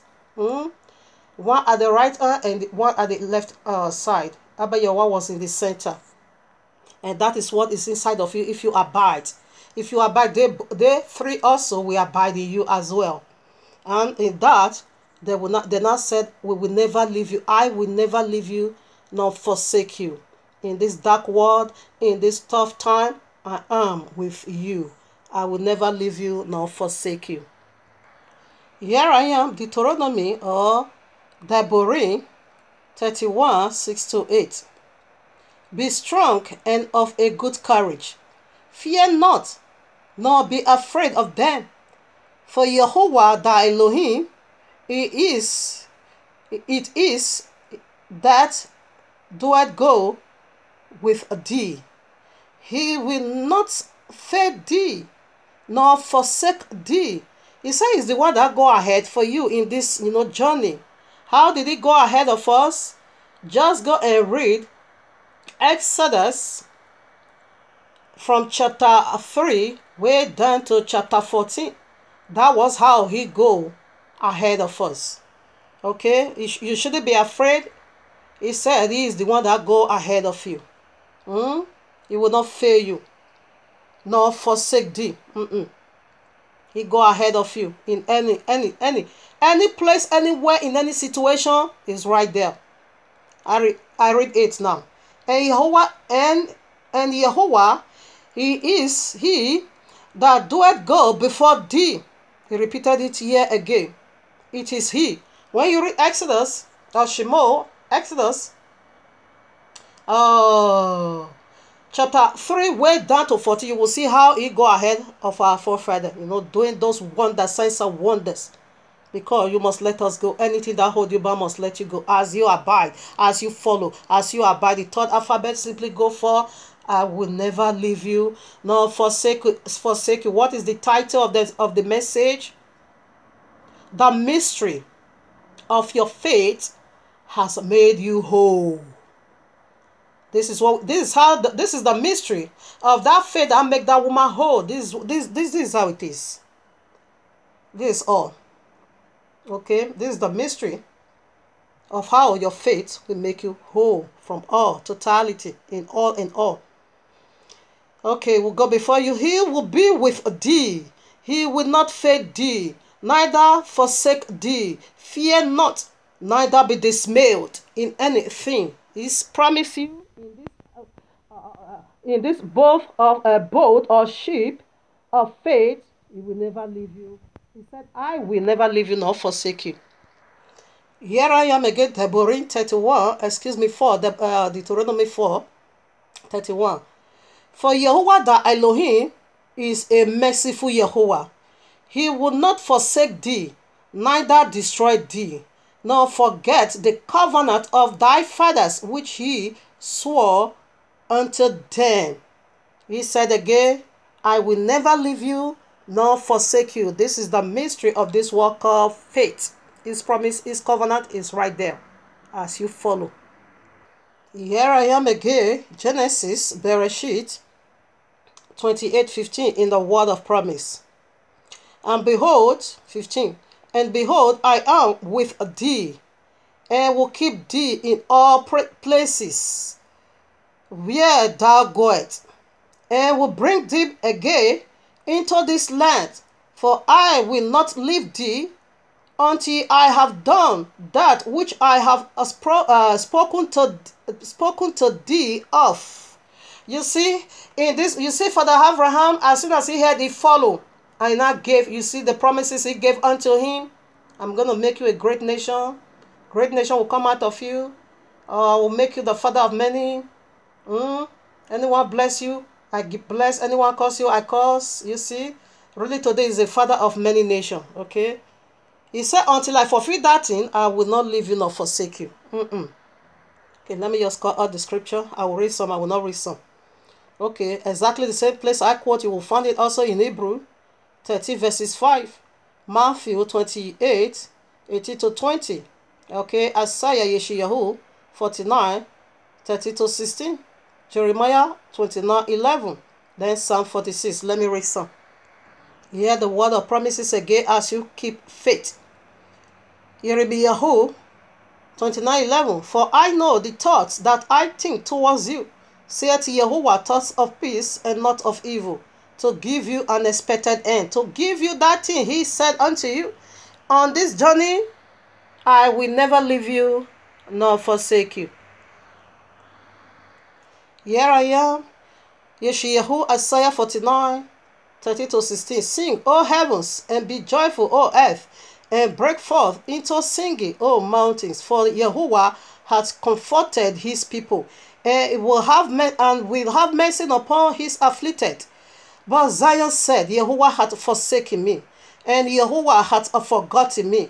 Can a mother forget her a sucking child, that she should not have compassion on her on the son of her womb. Yea, they may forget, yet will I not forget thee. Behold, I have graven thee upon the palms of my hands. Thy will are continually before me. I will never leave you, nor forsake you. Here I am, Psalm 46. Tehillim. Psalm 46, okay. Tehillim is Psalm. Yehovah is my refuge and strength, a very present help in trouble. Therefore will I not fear. Though the earth be removed, and though the mountain be carried into the midst of the sea, though the waters therefore roar and be troubled, though the mountain shake with the swelling thereof, there is a river. Okay. So King David is just letting you know, even though the situation become like this, he said he will never be afraid. Okay, let me read that place now. Though, yeah, there is a river, the streams, wherefore shall make glad the city of Yehovah and the holy place of the tabernacles of the Most High. Yehovah is in the midst of her, she shall not be moved. Yehovah shall help her, and that right earlier, the haughty raised the kingdoms were moved. He uttered his voice, the earth melted away. Okay, so let me go to verses 10 now. Even though King David is making it so clear, even though the situation comes so ugly like this, still, I won't be shaking.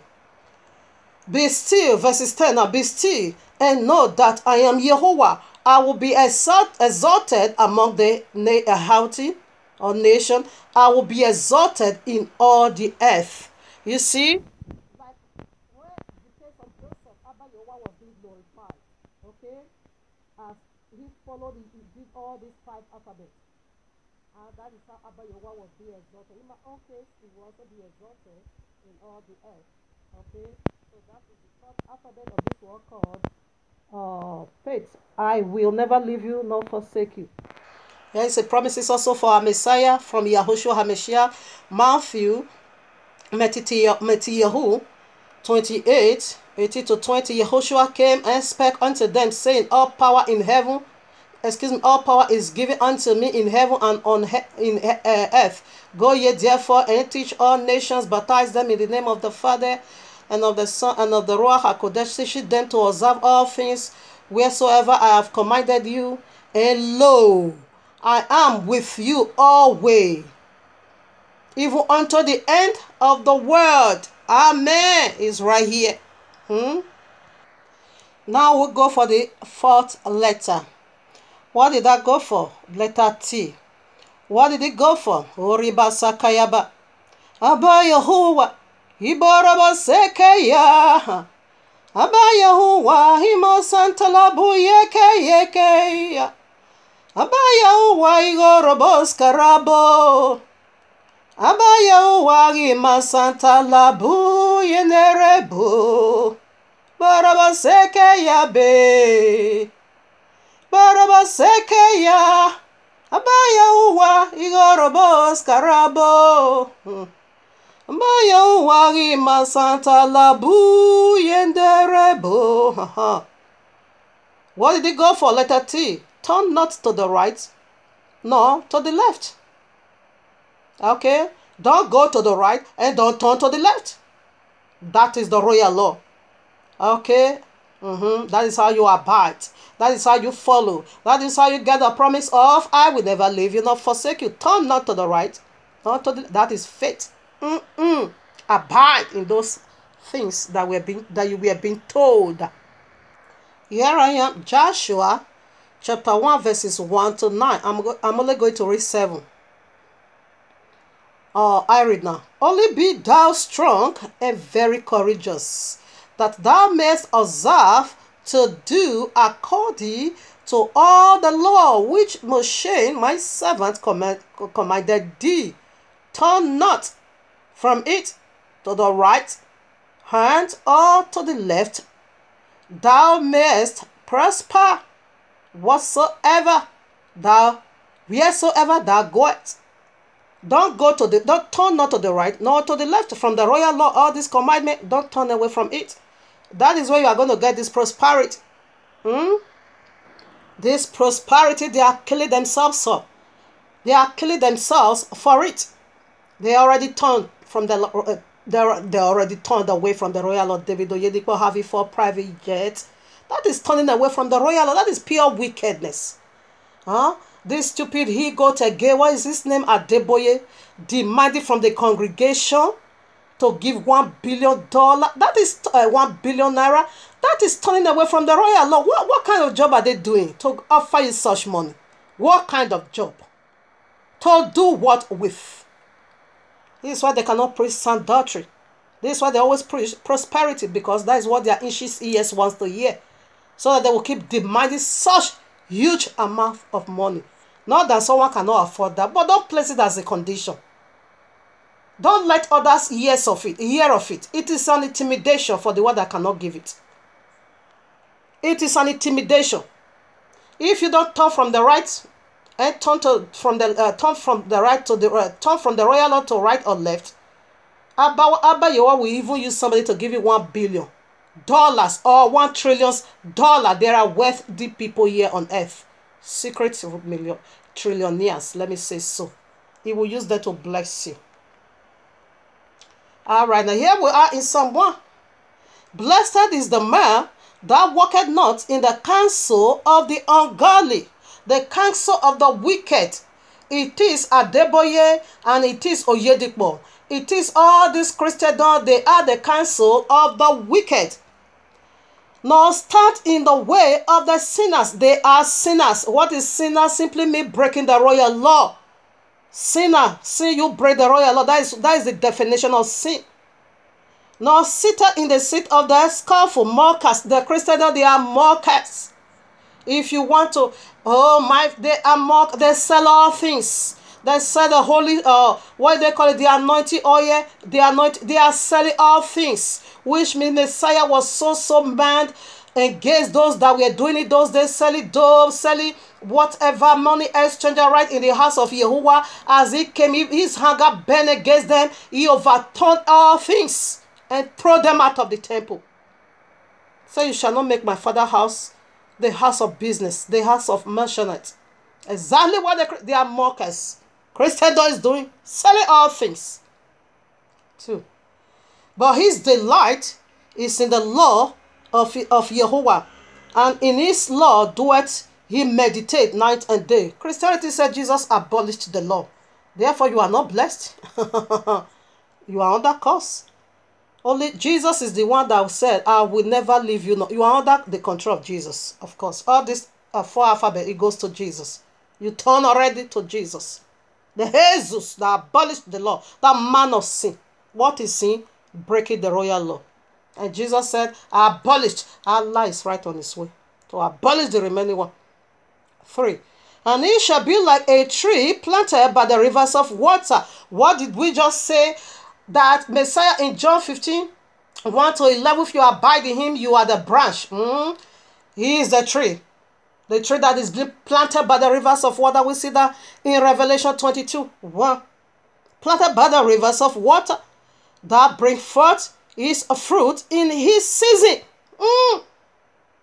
Also shall not wither. Never. It is Yahushua. Whatsoever he doeth shall prosper. As soon as you abide, you don't turn to the right nor to the left. And you will never wither. You are going to be receiving message, new wine all the time. You will be sustained in this dark world. You won't lack a word from Abba Yahuwah. He won't leave you uncomforted. Because you are being planted by the river. The river, there is Ruach HaKodesh. Or the word of Abba Yahuwah is being also called water. Or the Ruach HaKodesh also in this case. It will abide in you forever. We see in Psalm 1. There is the tree of life.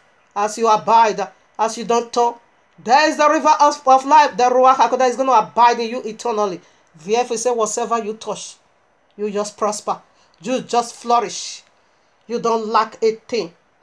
And we also know what tree is. A tree is the one that makes everything. The chair to sit, the bed to lay is being made by a tree. Okay? Everything. Tell me no, it's not bowing to this tree in the whole world, including the president you look up to, the one that said they are calling him Donald Trump. He bowed to tree. Including your filthy pastors, the one that says David Oyedepo, he bowed to tree. All your stupid pastors in fact the Islam, your whatever imam, he bowed to tree. Your Allah bowed to tree, because tree make that seat where you seated. That is the tree of life. You bow to it. Okay, you bow to it. 4. The ungodly are not so. He said the ungodly cannot prosper. They will wither because they are in the tree of the knowledge of good and evil. The counsel of the wicked over there in verses 1, chapter 1, Psalm 1, verses 1. It is Jesus. He gave you a wrong counsel, that he abolished the law. It is Allah who said the royal law has been corrupt. They gave you a wrong counsel. And we see that in Genesis 3. He gave the woman the wrong counsel, and she broke the royal law. And she go for the wisdom of the serpent, the very one the Christian is about to celebrate now, the tree of the knowledge of good and evil, their Christmas tree. They are about to do it again, celebrate the death of humanity, and celebrate the fall of human, and celebrate the new wisdom they found in the dragon, the Allah, the old serpent, and Jesus that abolished the law. You go by their counsel. You take their counsel. They are mockers, these folly deities. The ungodly, verses 4, are not so, but they are like the chaff which the wind drove away. Yes, they will be blown into the eternal lake of fire. Therefore, the ungodly shall not stand in the judgment. Jesus, Jesus, Allah, your ghost, they can't stand. Christian, you can't stand on judgment. Nor sinners in the congregation of the righteous. You see, they couldn't stand in my congregation. They ran away. Here is sharp sickle. Here is a sharp sickle. We are in the process of winding out those things that is not needed in the kingdom. You can't stand on my way. Since you refuse to repent.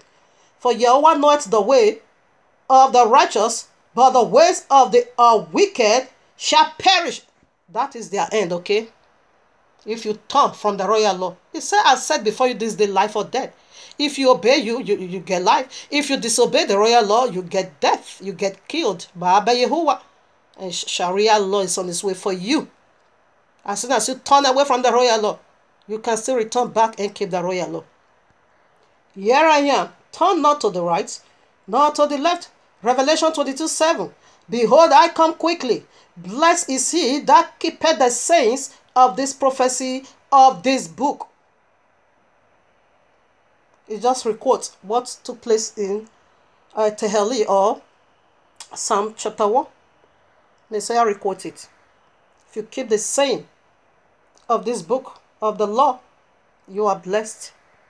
In other words, if you don't keep the saying of this law, you are cursed. It's both way. There's no other way about it. Jeremiah 70:5-8. Jeremiah.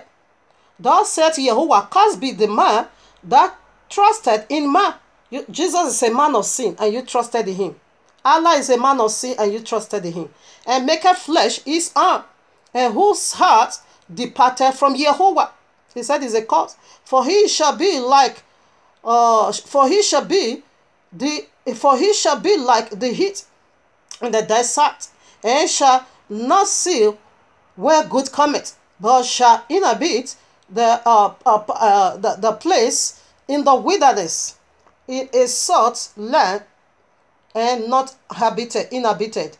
Blessed is the man that trusted in Yehovah, and whose hope is Yehovah.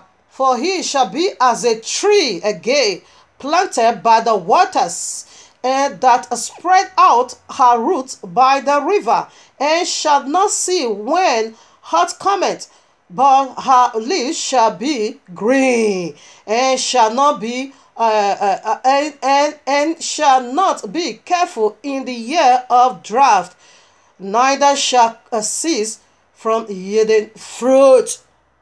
You will give fruit at all time. Turn not to the right, not to the left.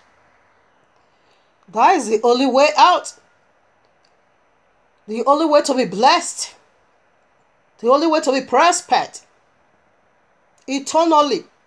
Okay, so it is not to turn not to the right, not to the left. Don't go to Islam, don't go to the Christendom. Stick in the straight way, which is the royal law. There you will acquire all this blessing. I'm not going to read it. Let me just call it for you, so that I proceed for the last alphabet. Okay, where is it? Excuse me. Okay. 1 John 3:2, breaking the royal law. See, that is what sin is. Sahih Muslim 26:87 says you should break the royal law. 2 Thessalonians 2:3-12 also said man of sin is coming to break the royal law. Man of sin simply means lawbreaker, lawless one, which is that Christendom and their Jesus, because they said Jesus abolished the law. Okay. Daniel 11:30-32. By so doing it corrupt you. All your sanctuary be darkened. 1 Peter 3:15-17. Matthew 13:30-17. Yes, this is why they cannot get it right. Okay. They are blind. They can't see because the man of sin is already inside of them. Messiah said, blessed are you if you keep the prophecy of the law. If you are not, if you don't keep it, therefore you are not blessed, you are cursed. And if you are cursed, you are going to be seeing fake things as real. Matthew 13:30-17. Matthew 7:13-14. Yes, they can't walk through the narrow gate to heaven. They can't. Isaiah 8:20. Isaiah 8:20. Isaiah 29:9-13. 1 Corinthians 13:33-34. Proverb 3:5-8. Christianity and their Jesus are mockers. Allah is a mocker. Here I am, 1 Corinthians 15:33-34. Be not deceived. Be not deceived. Evil communication corrupt good manner. That is, if you don't stand in their way, if you stand in their way, as Psalm 1 said, they are going to corrupt, the good teachings your Messiah, taught you. 34. Awake to righteousness and sin not. Sin not, that is, stop breaking the royal law. For some have not the knowledge of Yahuwah. I speak this to your shame. This is what exactly Apostle Kepha said in 1 Peter 3:15-17. You twist the royal law because you don't have the knowledge of it. That is why you said Jesus abolished it. Because Jesus have lied to you. Twist it, but he says for your own destruction. Here I am in Proverbs 3. Trust in Yahuwah with all thy heart, and lean not unto thy own understanding. You don't say that as people is keeping Sunday. That is your own understanding, because Sunday is not found in the royal law. You can't find it, excuse me. Take it tidy for money. You can't find it. Why paying tithe? Did you find it over there? Did you find Christmas, your lovers day, your January 1st? Tell me which one did you find? In the royal law. Your day start 12 midnight. Where did you got that in the royal law? You are laying in your understanding. You are turning. It is problem. In all thy ways acknowledge him, and he shall direct thy paths. Be not wise in thy own eyes. Fear Yahuwah and depart from evil. It shall be health to thy navel, and marrow to thy bones. It is healing. It is Yahushua. It's the royal law, is the word. So right now, family, we go for the very last letter. This is the mystery. I keep telling you people, dare not my father. You are doubting until you see. Wait, doubt you shall see. before you will believe. Now letter H, what did it go for? Rebo sekeyaba.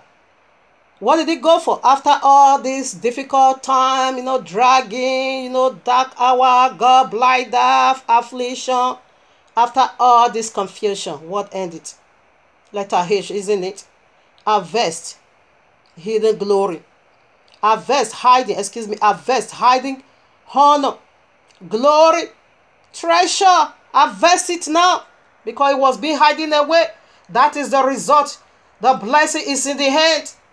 The blessing is in the last time, in the end time.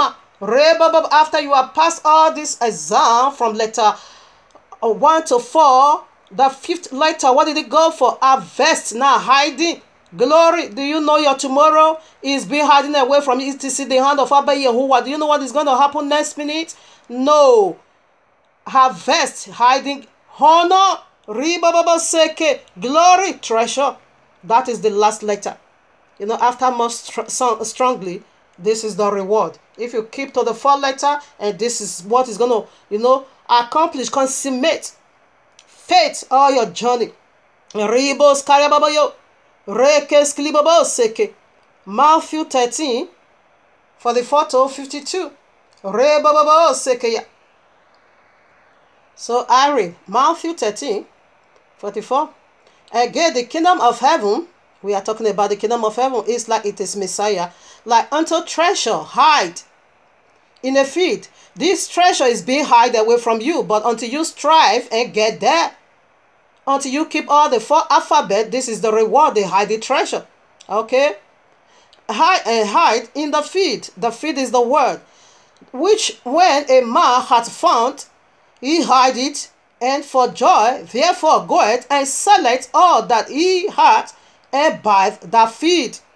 Okay, you got salvation. You get the secret already. You understand what Abba Yahuwah said. You treasures it in your heart. You put in your heart, selling everything over there. That is, you give away flesh. That is, you give away your own way. You can't be wise in your own way. You can't go by the counsel of the wicked. You can't stand in the seat of the scornful. You can't follow your flesh. You can't listen to no fucking useless pastor. You can't listen to this filthy. Excuse me, I'm supposed to say filthy. You can't listen to this filthy voice pastor that said Jesus abolished the law and I gave you Babylon as you select everything you have. That is, you give every flesh away. You remove every single of you out of the way. There you get this treasure. There you find Ori Baba. I take it in this way. We are coming another way. And again, the kingdom of heaven is like unto a merchant man seeking goodly pearls, who, when he had found one pearl of great price, went and sold all that he had and bought it. This is speaking about Messiah. He is the one that found the treasure hiding in the field. The field is the word. He is the one that found the pearls again hiding in the word. This is Messiah. He sold everything that he have and bought you and me. We said in return, in obedience, you also need to give away every single thing you are and follow him. He gave everything. He gave his life for you and me. And what did he say? If you abide in him, and again he said, I am your example, do what I did. You must live like him. You must talk, you must walk like him. As he gave away everything to buy and bought you, and so you need to give everything away to acquire heaven.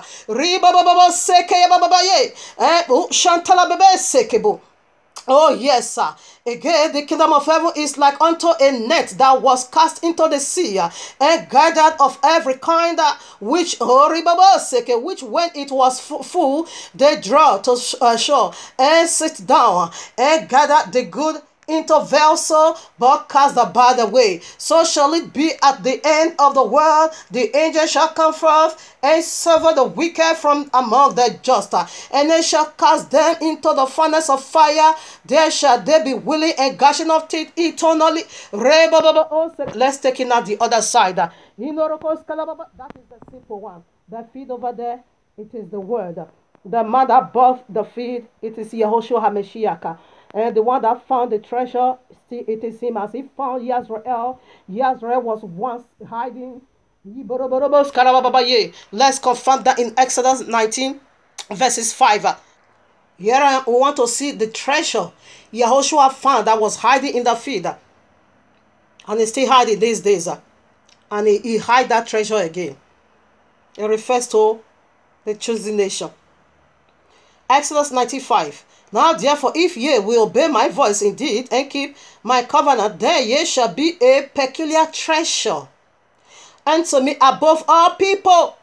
For all the earth is mine. Yazrael is the treasure found by Messiah and hide them again. We are going to prove that. We are looking into that treasure that was in the field, and this man found it. For the joy of it, he sold everything that he had, he bought it, and he hid it again. Seke. Mighty people is hiding in the cave. Seke. The real true people of the book is about to surface. Seke. Psalm 135 verses 4. We are still digging into who is the treasure that was in the field. Hiding first, he bought, he hide again. Here I am. For Yahuwah hath chosen Jacob unto himself, and Yazrael for his peculiar treasure. They are the treasure in the field that is being hidden away from you. Here I am. Jeremiah 70 verses 4. This is the prophecy concerning this hiding treasure. And thou shalt, and thou, even thyself, shalt discontinue from thy heritage that I gave thee. Okay, and I will cause thee to serve thy enemies in the land which thou knowest not. For ye has kindled fire in my anger, because our forefathers sinned. That brought about this scattering today that we don't even know who we are. Yes, it is the prophecies of the last day. They are hiding now in the four corners of the earth. No one knows them. The one there in the land, it is the synagogue of Satan. Messiah is the one who did it. Because until Messiah is going to, Islam, Mahdi, you will see. Because when you bestow upon yourself, you are the chosen one, there is a consequences. There is causes. And the causes, that is what the synagogue of Satan is going to get. They are going to be wiped out by the sword of Islam. Allah, the old serpent that deceived the whole world. That is how he also deceived these people to be thinking they are the true people of the book. No, the true people of the book is hiding away right here on the earth in the field. Now let's talk about the pearls. We have done with the treasure, which is all Yazrael. The pearls, it is the tribe of Yahudim. It is the royal tribe, the kingly tribe. Okay, they are the pearls. Okay, so let's prove that also. This is how Abba Yehovah did it. Jeremiah, the one you call Jeremiah 31:31. Behold, the days come. Behold, the days come, saith Yahuwah, that I will make a new covenant with the house of Yazrael and with the house of Yehudah. You see, Yazrael is the treasure, or Yazrael, and the pearls, the half of a great what? It is the tribe of Yehudi. That is the kingly tribe. That is the royal tribe. It far exceed every other tribe. That is why he separated it. That is why he also separate them in this last day, not to go to tribulation. That is the family of the king. The king cannot sit there watching his own tribe being beheaded. Because 2/3 of Israel is going to die in Babylon. Only 1/3 is coming back home. Let's say if all Israel is 3 million today on earth, 2 million is going away. 2 million will die in Babylon. Yes, due to the wickedness of these last days, no one wants to follow the royal law hard. No one wants to follow Abba Yehovah hard. You don't want to follow hard. You want to do your own things. Even among his people, 2/3 is going away. Only 1/3 is coming back home. Among this 1/3, all the tribe of Yahudim can never go through tribulation. No, it separate them. Yes, because they are the kingly tribe. The king is here, can't watch his own family going through that difficult situation. No, no, no. That is why he's bringing us out these days and set the fire of his law in our hearts. Right now, here I am, Zechariah 7. Zechariah 12, 7 to 8. Yahweh also shall save the tent of Yehudah first, that the glory of the house of David and the glory of the inhabitants of Jerusalem do not magnify themselves against Yehudah. I'm so blessed to be among the tribe of Yehudah. These are the ones, if the people that I call by my name, you see, that we carry the name of Yehudah, meaning Yahuwah's worshipper. In that day, shall Yahuwah defend the inhabitants of Jerusalem, and he that is feeble among them at that day shall be called David, and the house of David shall be as Yahuwah, as the angel of Yahuwah before them. Anyone that is powerless, that doesn't have power at all, is going to be like David, the one you call David. You know how David roared at Goliath? Anyone that is feeble is David. The one that is strong is going to be Yahuwah himself. That is Yahushua we are talking about. That is the king we are talking about. The king is Yahuwah. I and my father, we are one. We are blessed and blessed Abba Yahuwah to be the tribe of Yehudim.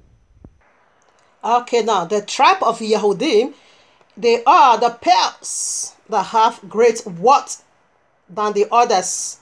Here I am, Revelation 3. Now, they are the congregation of Philadelphia. They cannot go into dark hour.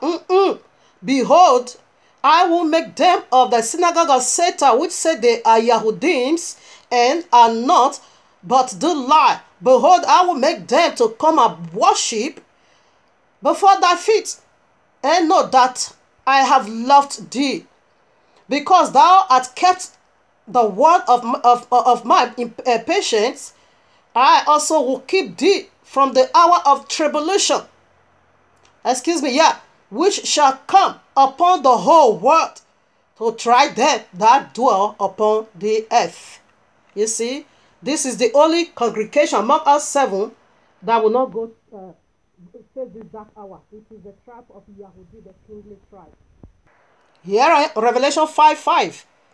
And one of the elders saith unto me, Weep not, behold, the lion of the tribe of Yehudim, the root of David, hath prevailed to open the book. This is the history. This is the secret of Anti-Mashiach.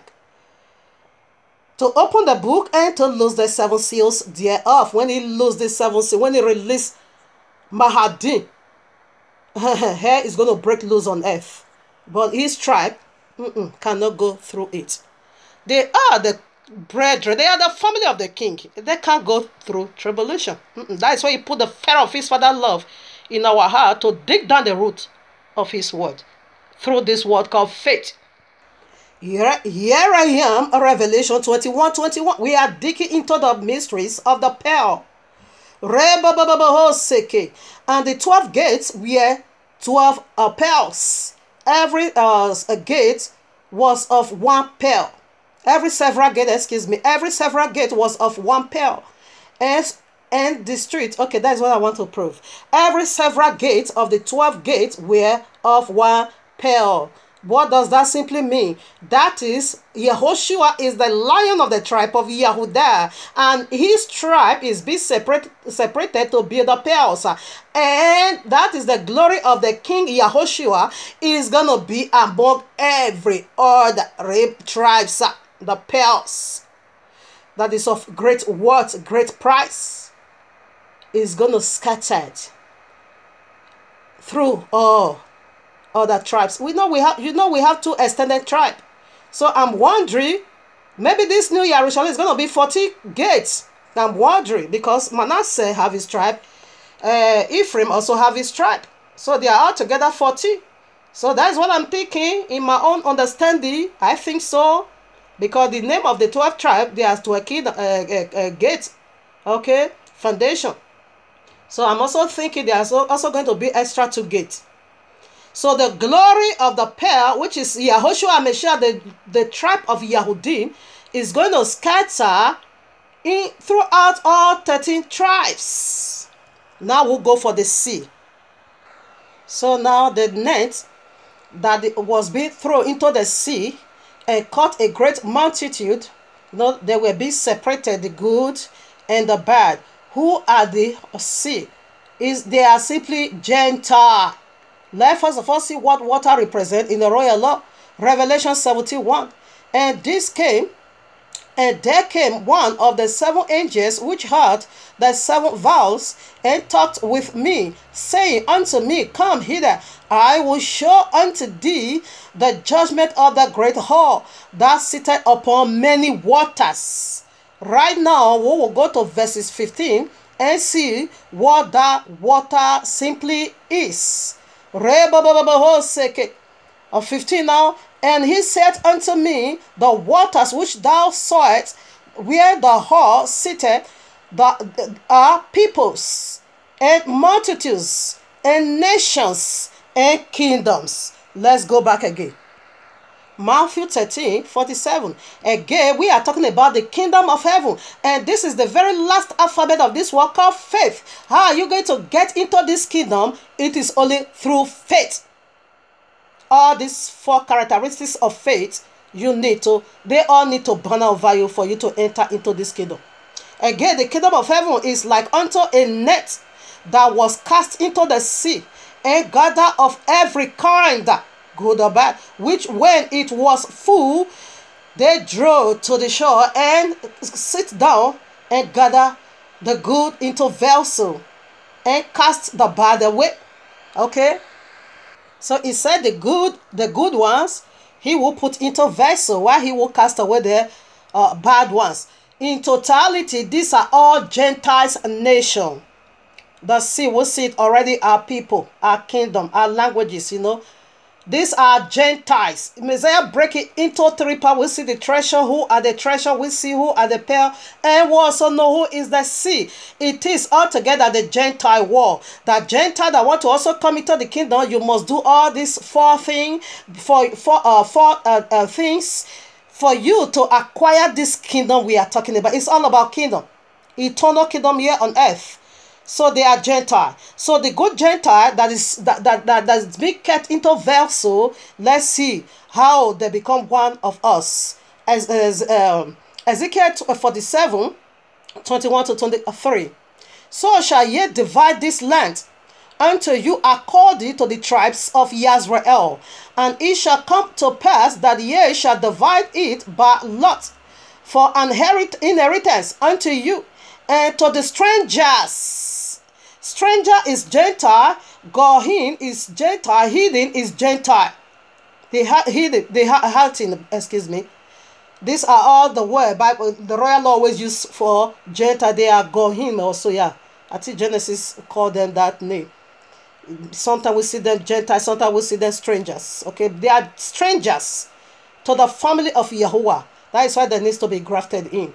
It said, to the strangers that sojourneth among you, which shall begot children among you, and they shall be unto you as born in the country among the children of Yasrael.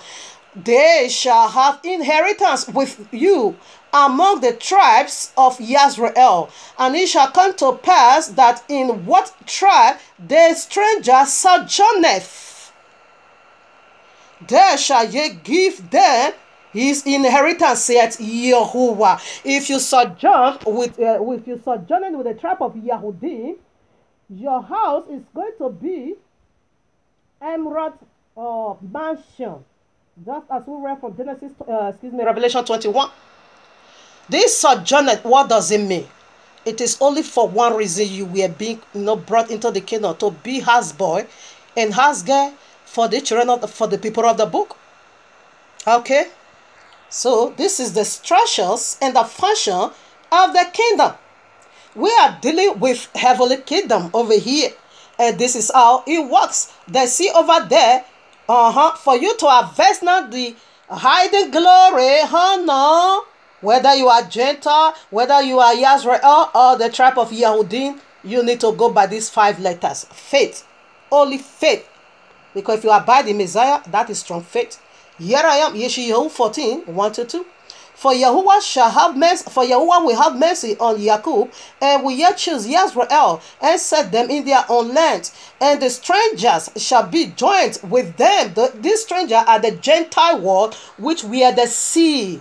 In this proverb of the things of the kingdom, the king is laid down the structures and the functions of the kingdom, of the heavenly kingdom here on earth.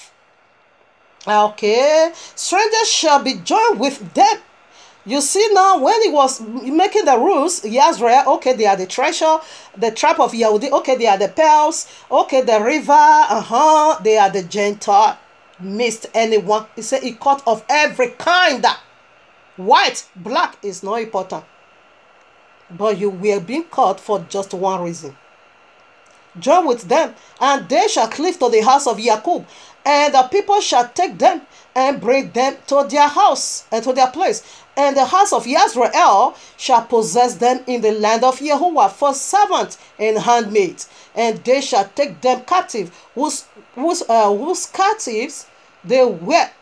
We are captive in the hand of the Gentile. Gentile is the one ruling, okay? They are the one, they take it for us. We are under there. We are working for Gentile. They take our book. They take our land. They take everything. But we are getting it back. Because they captivate. We are also going to take them captive. Not in oppress. Okay. And they shall rule over their possession. Gentile, it is our possession in the kingdom eternally. He said we will rule over you. Okay. So let me give you all the references for that, because we are done already. We have one from point 1 to 4. I'm going to rush the other ones. The very, very heavy meat is this one. We are done. Okay, now. Isaiah 56, 1-8. Acts of Apostles 13, 42-44. Romans 11 and Hebrews 11. Romans 11, what did he say? He said you must be grafted in. That is the faith. When you being grafted, you become one of us. Okay. And Hebrew 11, what did he say? He said, it is not possible to please Yahuwah without faith. Be Jeta or whatever the people of the book. You must do it in faith. Okay. Oh, what the other place? Okay, yeah. And Romans 11, the apostle to the Gentiles said, you should not lift up your shoulder over the people of the book, the Israel. He said you should dare, don't try that. Because they are the one that stand you in the kingdom. We are the one that brought you into the kingdom. We are the reason you are in the kingdom. That when you sojourn with the tribe of Yehudi, you also will not go through tribulation. Indeed, you also, as we are going back home, to work for us in the kingdom. Have you ever seen any kingdom without servant, houseboy, housegirl? Of course not. These are the structures and the functions of the heavenly kingdom. That is what Apostle Shaul referred to in 1 Corinthians chapter 12. There is filth over there in the body of Mashiach, and the foot is the Gentile. The foot must carry all the body. Okay, that is why I said that Gentile, no Yahudim, man, no woman, slave, no free. Yeah, you will be found in the kingdom. If you are you are the one that sojourned with the tribe of Yehudi, you won't also go through tribulation. No, as we are going back, you are coming along with us. Okay, only faith is gonna put you there. Okay. That is why we are doing all these things we are doing. If you are Gentile, so that you can also put your house in order to get ready. And if you are being blessed to be among the kingly tribe, you will not face Sharia law. You will not face the hour of darkness. No, as the king is bringing us back, you are coming along with us. Okay, so that is why we are being told not to seal our mouth. Maybe you are also among of the Gentile that is being redeemed. Of course, you are coming along. But walk in faith. Do it in faith. Be grafted in. This is the preparation of this message. So now point 1, we are quickly going to rush into all this, but we'll have 1 to 4. Point 1 goes like this. Even unto death, be faithful. Okay? Be faithful. That is to follow Yahushua means teaching, preaching, healing, suffering, persecution, death, resurrection, great reward, eternal life. That is what it makes, okay? Acts of Apostles 12, 1-2. Masekaiba ye karakabose. Masekaiba karakabose. Masekaiba yerebo rabaseke.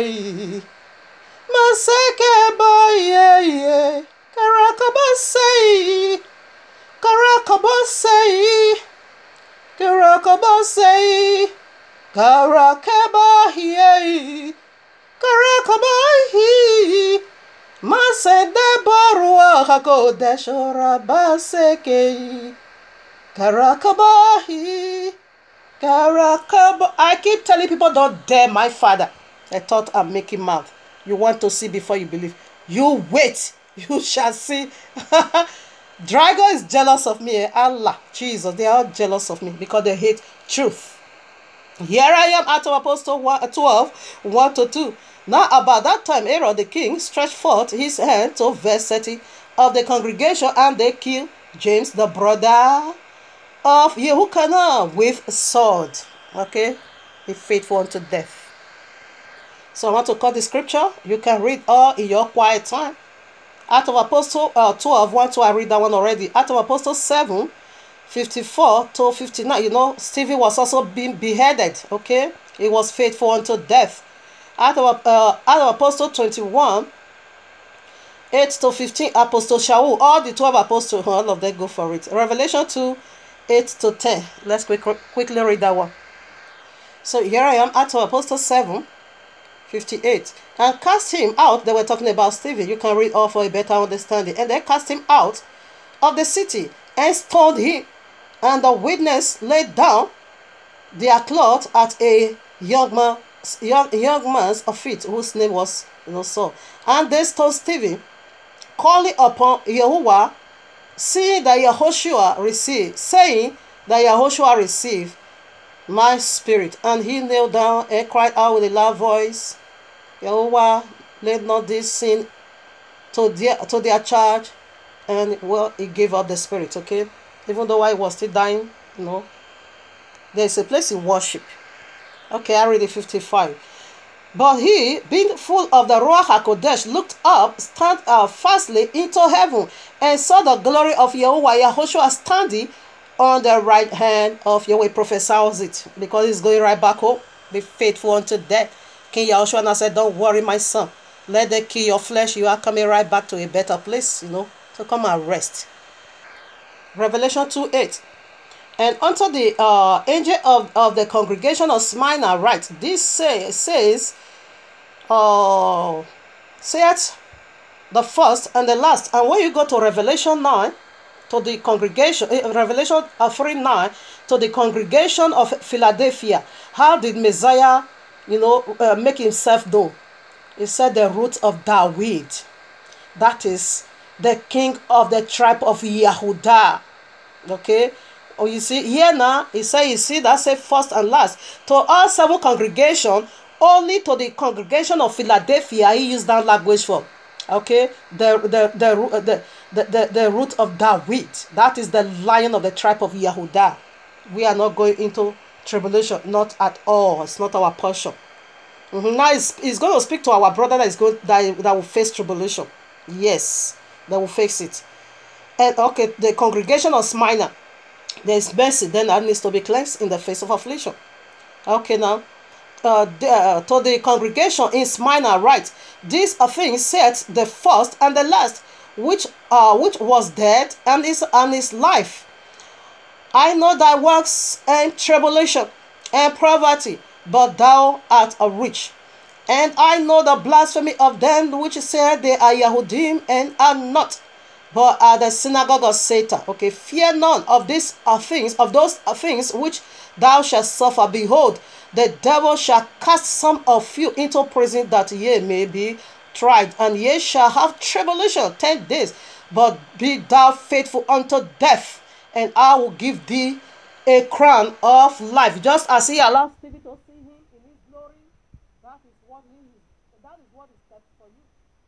If you are being beheaded in this space of application of Sharia law, it is better you are going right back to rest, eternal rest, and kind of life will be given unto you. Now, when resurrection is also going to take place, remember you are also going to be resurrected. The first resurrection. You will be among. That is why anti-Messiah must come first. Our brother that needs to be killed, they must be killed first. So they will be killed first. So that is why this must occur first before the first resurrection. So be faithful unto death, because at the first resurrection, you are coming right back to this earth. So don't give away, and don't give to Islam, to Sharia law. Allah, the old serpent that is going to deceive the whole world. Now, be careful.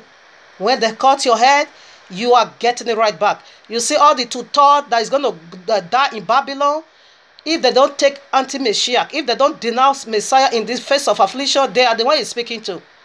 They are coming back in the first resurrection. Okay, that is the glory, and that is the good news in it. Be faithful unto death. Point 2 now. So that is why the tribulation have to come first, so that when the first resurrection is taking place, the one that killed in the tribulation will resurrect along with them. That is the reason why. Now, point 2. A test of faith review how much you love Yahuwah.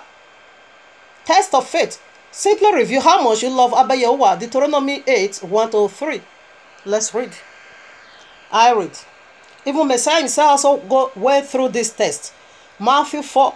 You see what the devil also tested him. Okay. All the commandment which I command. Where am I? Yes. Or should I just read 3? Should I just go for 3? Okay. All the commandments. Okay, let me start for 3. And he humbled. Okay. It don't work that way. Don't be lazy. All the commandment which I command thee these days shall ye observe to do, that ye may live and multiply, and go into the possession the land, and go and possess the land which Yahuwah swore unto your forefathers. And thou shalt remember all the way which Yahuwah thy Elohim led thee these 40 years in the wilderness, to humble thee and to prove thee, to know what was in thy heart, whether thou wilt keep his commandments or not. And he humbled thee and suffered thee to hunger, and fed thee with manna, much thou knowest not, neither did thy father know, that he might make thee know that man doeth not live by bread alone, but by every word that proceeded out of the mouth of Yahuwah doeth man live. You see, so this is it. So the book of let me just call out the scripture, Genesis chapter 22. You know how a father tested Father Abraham. Okay, in the book 22, the book of Yashar 23, 25, way down to 56. If you have it, you can read. Maybe I'm going to read some part. The book of Yashar again, chapter 11 to chapter 12. It is still about Father Abraham. If you have it, just study it in your quiet time. And the book of Yashar 44, it is about Joseph. He suffered. But he was being tried in the face of affliction. He never denied his Messiah. And you also read Genesis 30. You will see it over there. Genesis 30 or 39? No, it should be Genesis 39. 37, excuse me. When his brother sold him away. Yeah, 39. Daniel 3, Azariah, Ananias, and Mishael. You know about what happened in the Babylon. They were being cast into the furnace of fire, but their faith proved them true. And Abba Yahuwah did something remarkable. Also again, Daniel chapter 6, you also know what happened. He was being cast into the lion's den. You know, he refused to renounce his father, and glory was given unto him. The prayer of Azariah, I don't know if you have it, it's only chapter 1. Even while they were in the midst of fire, these people was praising and worshiping Yahuwah. Awesome. I can't read it so long. It's only chapter 1, but they have about 68 verses. No time for that. Then Genesis, okay, you can also see the gospel, the book of Queen Hadassah, chapter 3, way down to chapter 6. Mordecai, he was also being tested. You know, they wanted to bow to man. They wanted him to bow to Haman. He now said, no, that is not whom I'm dealing with. We don't bow to man, we bow to Yahuwah. You know, that brought about almost, they wanted to cause genocide. But his faith proved him right. And the kingdom, the seat of Haman, was being given unto him the second in command. Okay, yeah, it is Genesis 39. I'm right. So let me see if I will be able to read the book of Yashir. So I read the book of Yashir 23:25. Why Abraham was proceeding with his son Yishiach along the road, Satan came and approached to Abraham in the figure of a very old aged man, humble and of contrite spirit. And he approached Abraham and said to him, art thou silly that thou goest to do these things this day to thy only son? For Yahuwah gave thee a son in thy latter days, in thy old age, and wilt thou go and slaughter him these days, because he committed no violence? And wilt thou cause the soul of thy only son to perish from the earth? Doest thou not know and understand that these things cannot be from Yahuwah? For Yahuwah cannot do unto man such evil upon earth, to say to him, go slaughter thy child. And Abraham heard this voice, knew that it was the voice of Satan, who endeavored to draw him aside from the ways of Yahuwah. But Abraham would not hearken to him, his voice, and Abraham rebuked him so that he fled away. Okay, so this man have every right to say, I'm not going to do it anymore because somebody give him a counsel. The counsel of the wicked. That's what we are dealing with here, the counsel of the wicked. You shall not be blessed if you follow their counsel. You see his counsel? Okay. 29. And Satan returned and came to Yeshiach, and he appeared unto Yeshiach in the figure of a young man, commonly and well favored. And he approached Yeshiach and said unto him, doest thou not know and understand that thy old silly father brought thee to the slaughter these days for naught? Now, therefore, my son, do not listen nor attend to him, for he is a silly old man, and had not thy precious, and let not thy precious soul and beautiful figure be lost from the earth. And Yeshiach heard this, and he said unto Abraham, hast thou heard, my father, that which this man hath spoken? Even thus has he spoken. And Abraham answered and said to his son Yeshiach, he said to him, take heed of him, and do not listen to his words, nor attend to him, for he is Satan, endeavoring to draw us aside these days from the commandment of Yahuwah. Do you see faith? Powerfully, he have reason to say, I'm not going to do it, because this is a good counsel. But it is the counsel of the wicked. 34. And Abraham still rebuked Satan, and Satan went from them. And seeing he that could not prevail over them, he hid himself from them, and he went and passed before them in the road, and he transformed himself to a large brook of water in the road. And Abraham and Yeshiach and his two young men reached that place, and saw a brook large and powerful as the mighty water, and they entered the brook and passed through it, and the waters at first reached their legs, and they went deeper in the brook, and the water reached up to their neck, and they were all terrified on account of the water. And while they were going over the brook, Abraham recognized that place, and he knew that there was no water there before. And Abraham said to his son Yeshiach, I knew this place in which there was no brook nor water. Now therefore it is this Satan who does all this to us. to draw us aside this day from the commandment of Yahuwah. Was still after commandment. What commandment? To go and kill his son. Can you do that? That is faith. It proved how much he truly loved Yahuwah. And Abraham rebuked Satan and said unto him, Yahuwah rebuke you, O Satan. Be gone from us, for we go by the commandment of Yahuwah.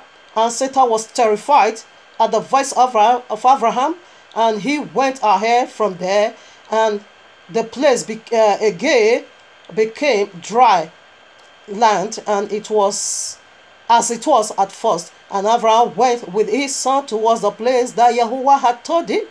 Okay, it's oxen. If I keep reading, no time for that point. He still wanted to do it before mercy was being shown out. It was a test. Abba Yahuwah was never intended to do it, and it was an illustration of how a righteous one is going to die, to redeem you and me. It was so. Now point 3. 3. Okay. Trying of your faith, fish out hiding serpent teaching in you. Trying of your faith will bring out now the teachings of serpent, dragon in you for perfection. Abba Yahuwah will try your faith to perfect you. It's just for a perfection. James 1 verses 1 to 14. So we are going to deal with this segment through Job. There was imperfect in Job. That was why Abba Yahuwah releases those, discipline. Because Satanism teaching, the teachings of dragon was right inside Job. Now Job chapter 1, Job chapter 2, 1 to 10, Job chapter 3, 1 to 10, and verses 25 again, Job 32, 1, Job 38, Job 39, 34, 38, Job 42. Okay, so that's what I want to see now. So here I am, Job chapter 1. There was a man in the land of Uz, whose name was Job, and that man was perfect and upright, and no one feared Yahuwah and eschewed evil. And is the one that feared Yahuwah and eschewed evil. And there were born unto him 7 sons and 3 daughters. His substance also was 7,000. Okay, let me leave that. Now verses 4. And his sons went and feasted in their houses, every one his turn. That simply means their birthday. And sent and called for their 3 sisters to eat and to drink with them. Here was the problem of Job.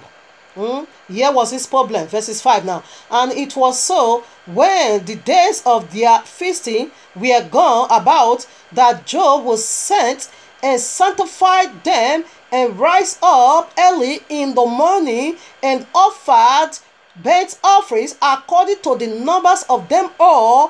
For Job said, it might be that my sons have sinned and cursed Yahuwah in their hearts. How can you imagine such a thing? Here was the teaching of dragon. Here was the teaching of Leviathan. Here was Leviathan hiding inside of Job, and said he was the one giving him all this conduct. He now made Job to become wise in his own way. Go and sacrifice your children. Maybe they cost the most already. Just go and do sacrifices. Job now become a high priest, taking the seat of high priest. It has never been done. Now what happened? Said did Job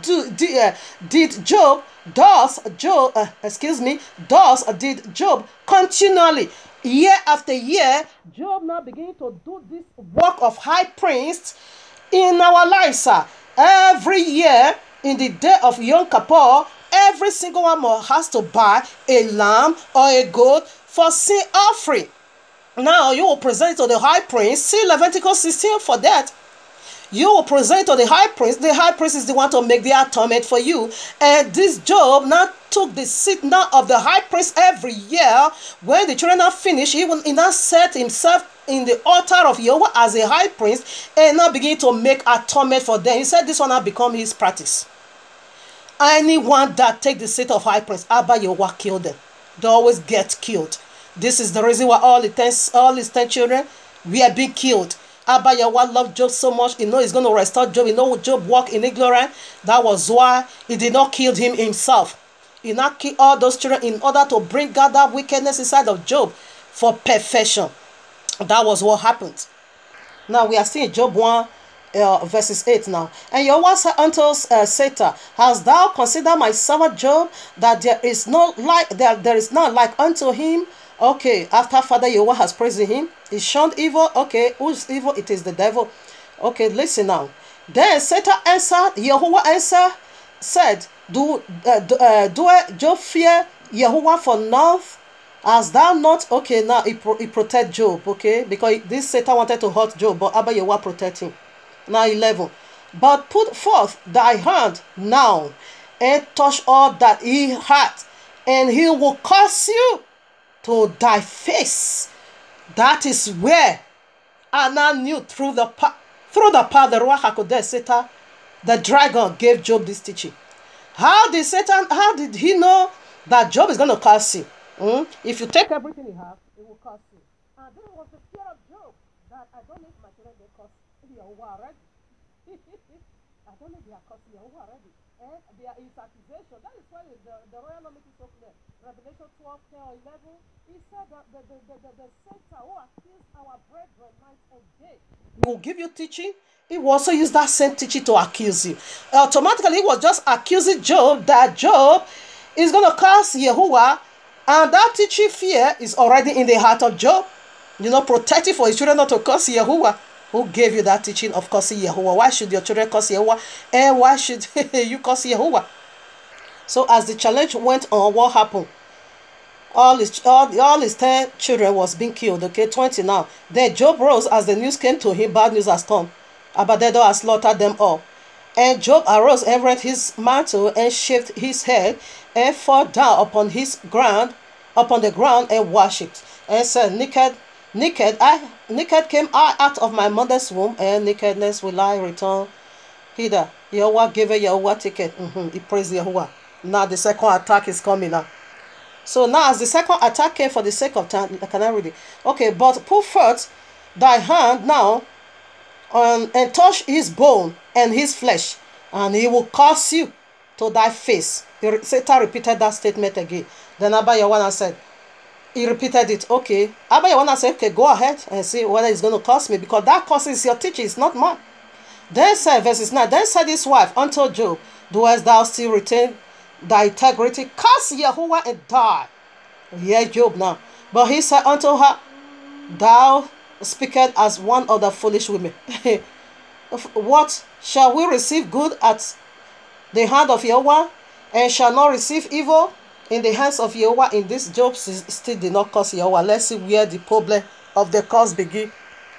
After that, when all his body is now full of soil, look at Job open his mind, begin to curse himself. Instead of it cursing Yahweh, you curse yourself, you are cursing Yahweh. Why? Because we are the image of Abba Yahweh. You cursing the image of Abba Yahweh, you are cursing Yahweh. Because you are his image. Okay? After this opened, verses chapter 3 now. 3. After this opened Job his mouth and cursed the day, and cursed his day. And Job said, and Job spake and said, let the day perish wherein I was born, and the night in which it was said, there is a man called, there is a male child conceived. Let that day be darkness. Listen, no, it's darkness. It is the Abaddon, the Satan. Let that day be darkness. He said, let his life not become a servant of darkness. Let Yahuwah reign. Regard it not from above. Neither let the light shine again. He said Yahuwah should not shine, because Yahuwah is the light of life. Yahushua. He said Yahushua should not rule over him anymore, but rather darkness. This was the curse Job was releasing upon himself. Let darkness and shade of death stain it. Let a cloud dwell upon it. Let the blackness of the day terrify it. Who is darkness again? It is Abaddon. Who is death? It is Abaddon. The day you will eat of that tree, you shall surely die.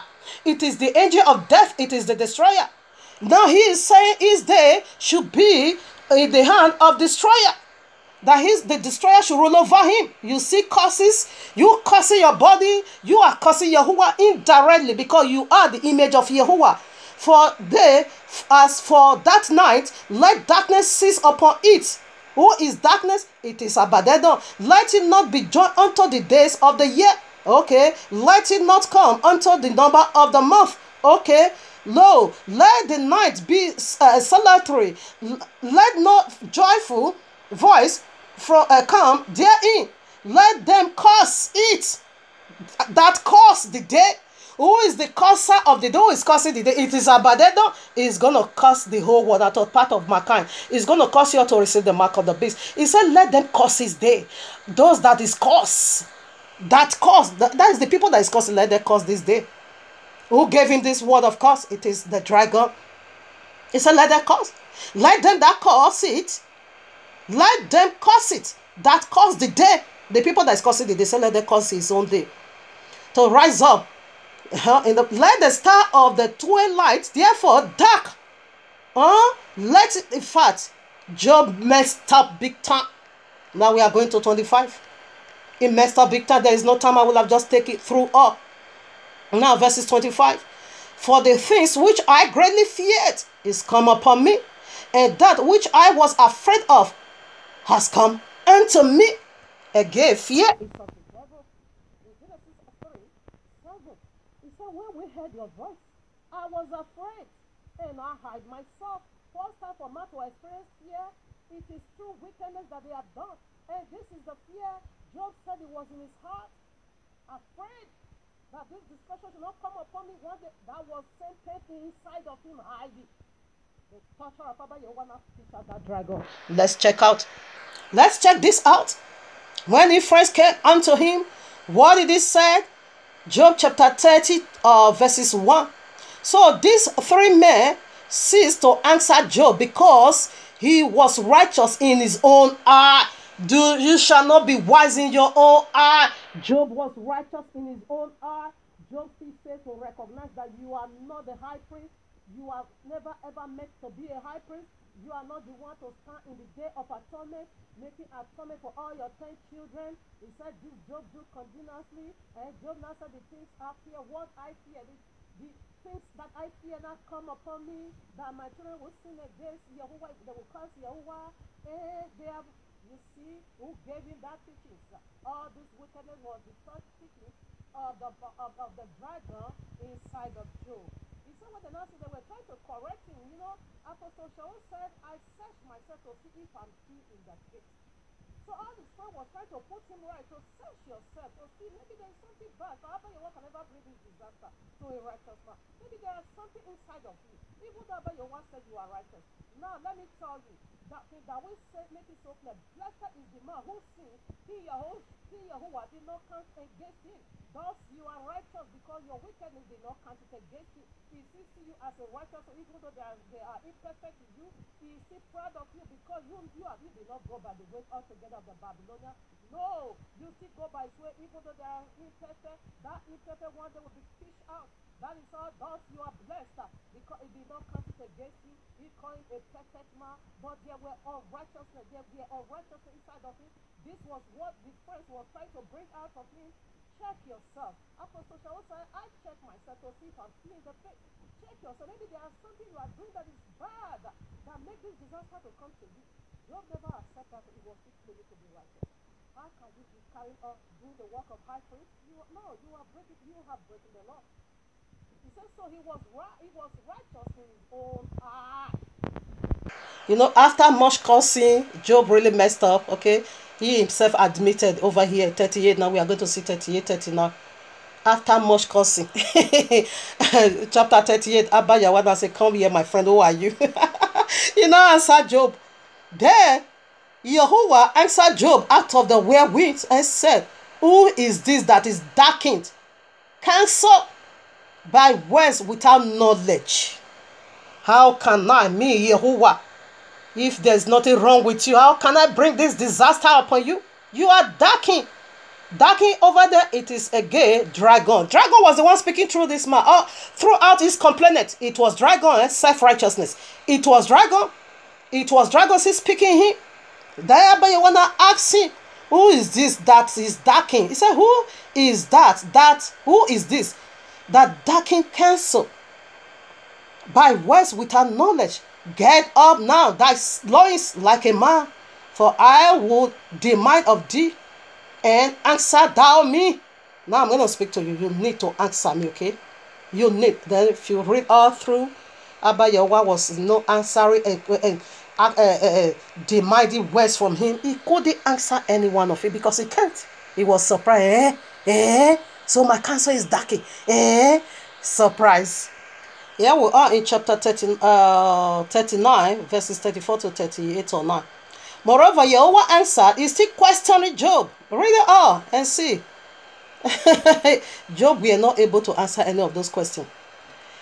Moreover, Yahweh answered Job and said, shall he that content with the Almighty instruct him?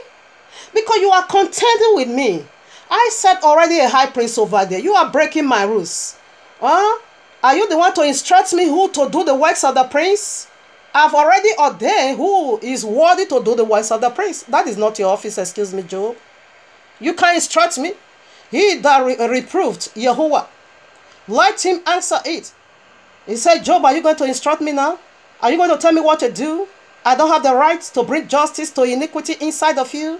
Then answered Job. Then Job answered. First time for Job to speak. Job answered Yahweh and said, behold, I am veiled. In other words, I messed up. He admits. What shall I answer thee? I will lay my hand upon my mouth. I won't speak no more. Once have I spoken, but I will not answer. Yea, twice, but I won't proceed no further. When Job now began to hear the words Abba Yahweh was bringing out, Job was caught to the and say, what? Chapter 40 it was the question. Okay. Verses 20. Here is the dragon that was inside Job. Then Abba Yahweh said, can thou draw out Leviathan with an hook? Can you draw him out with an hook, or his tongue with a cord which thou layest down? In other words, a man cannot fish out his imperfect. The Leviathan is another name for serpent. It's another name for dragon, okay? It's another name for destroyer. This is the dragon that killed all his 10 children, okay? Abba Yahweh is not asking me, can you bring him out? This demon that hide inside of you, can you fish him out? It is Leviathan. It is dragon. It is serpent of the old that abolished the law. Now I have come again to give you another wicked law to break my rules. Can you fish him out? You can't fish out because he was hiding inside of his teaching. That is what you were bringing out, yet you know it not. Will he make a covenant with thee? Are you going to allow him to make a covenant with thee without taking him for a servant forever? Are you going to be a slave of him forever? Will thou play with him as with a bear? Are you going to be playing with destruction, the Leviathan? Are you going to be playing game with the teacher, the breakers of the law? Are you? Job said, I won't say a word anymore. Yeah, true. It was, question upon question about Leviathan. Job said, I won't say a word no more. 27. Lay thy hand upon him. Remember the battle. Do no more. He said, now, you go and lay your own hand now upon Leviathan. Remember the battle. The battle. What battle? How he killed your 10 sons. 10 children, excuse me. How he destroyed all your property. How he make you now the poor man instead of you were once rich man of your days in the east. Now you are the poorest of all. He said, lay your hand now and try and beat Leviathan by yourself. Remember the battle he once caused you. You see? So, testing of faith will fish out the Leviathan, the serpent inside of you only for perfection, not for about your what to wicked you, but to perfect you, okay? So, when you go to 42 now, you now see the restoration. Everything was double once again, okay? So, I think I'm going to end it over here. We'll proceed now to point 4, the very last one. The very last point, point 4. Folly seraphims, which is the serpent today, the dragon. Folly cherubim, which is the devil, the very Jesus today, the Jesus. Folly archangel, which is the demon, the very Azazel, failed this test of faith, and make the first man and the first woman also to fail it. Okay. I'm speaking of once mighty angel who defeat, now they are defeat. Okay, they mix it, they fail it. Abayawa tested them, but they fail. Okay. Enoch, Anuka or Enoch, chapter 15, Genesis 3, they were being tested, but they fail. Isaiah 14, 1 to 15, they fail. 1 John 29, 19. Excuse me, it is 1 John 9, verses 19. Let me quickly read that of Enoch. Excuse me, it was Enoch or Enoch chapter 16. I read verses 2, not chapter 15. I'm sorry about that. Verses 2 now. Consummate. Okay, yeah. Now, as to the watchers who has sent thee to intercede for them, who hath been aforementioned in heaven, say to them, you have been in heaven, but all the mysteries had not yet been revealed to you. And you knew wordless one. And this is, okay, you knew wordless one. The one you knew is just test of faith. You mix it. He said, oh, you were once in heaven. All the mystery was not yet being revealed unto you. This little one that is with you is only to test you, to see if you will be loyal, if it will be faithful unto me. But they missed it. Okay? They missed it. Like the Christian today, they mix it already. John 3:16 is just a test of faith for you. The hidden glory inside of you, don't know it. You miss it, okay? So this is the mystery of this walk of faith. Family, be in tune. Next week, Shabbat, another powerful message, the biggest of the biggest. It's also again on its way coming, called Name. N-E-A-M-E. It is another mind-boggling. This is who you are. This is the characteristics of you. This 4 alphabet is fully loaded again for you. So be in tune, family. Next week, Shabbat, the mystery again will be unveiled. Bring me into your holies of holies. Take me now into your mercy seat, your holies of holies. Rekes karababa, yeah. Rekes karababa, skarababa yo. Rekes karababa, yeah. Rekes karababa, skarababa yo. Shalom, family. You hear from me next week by His grace.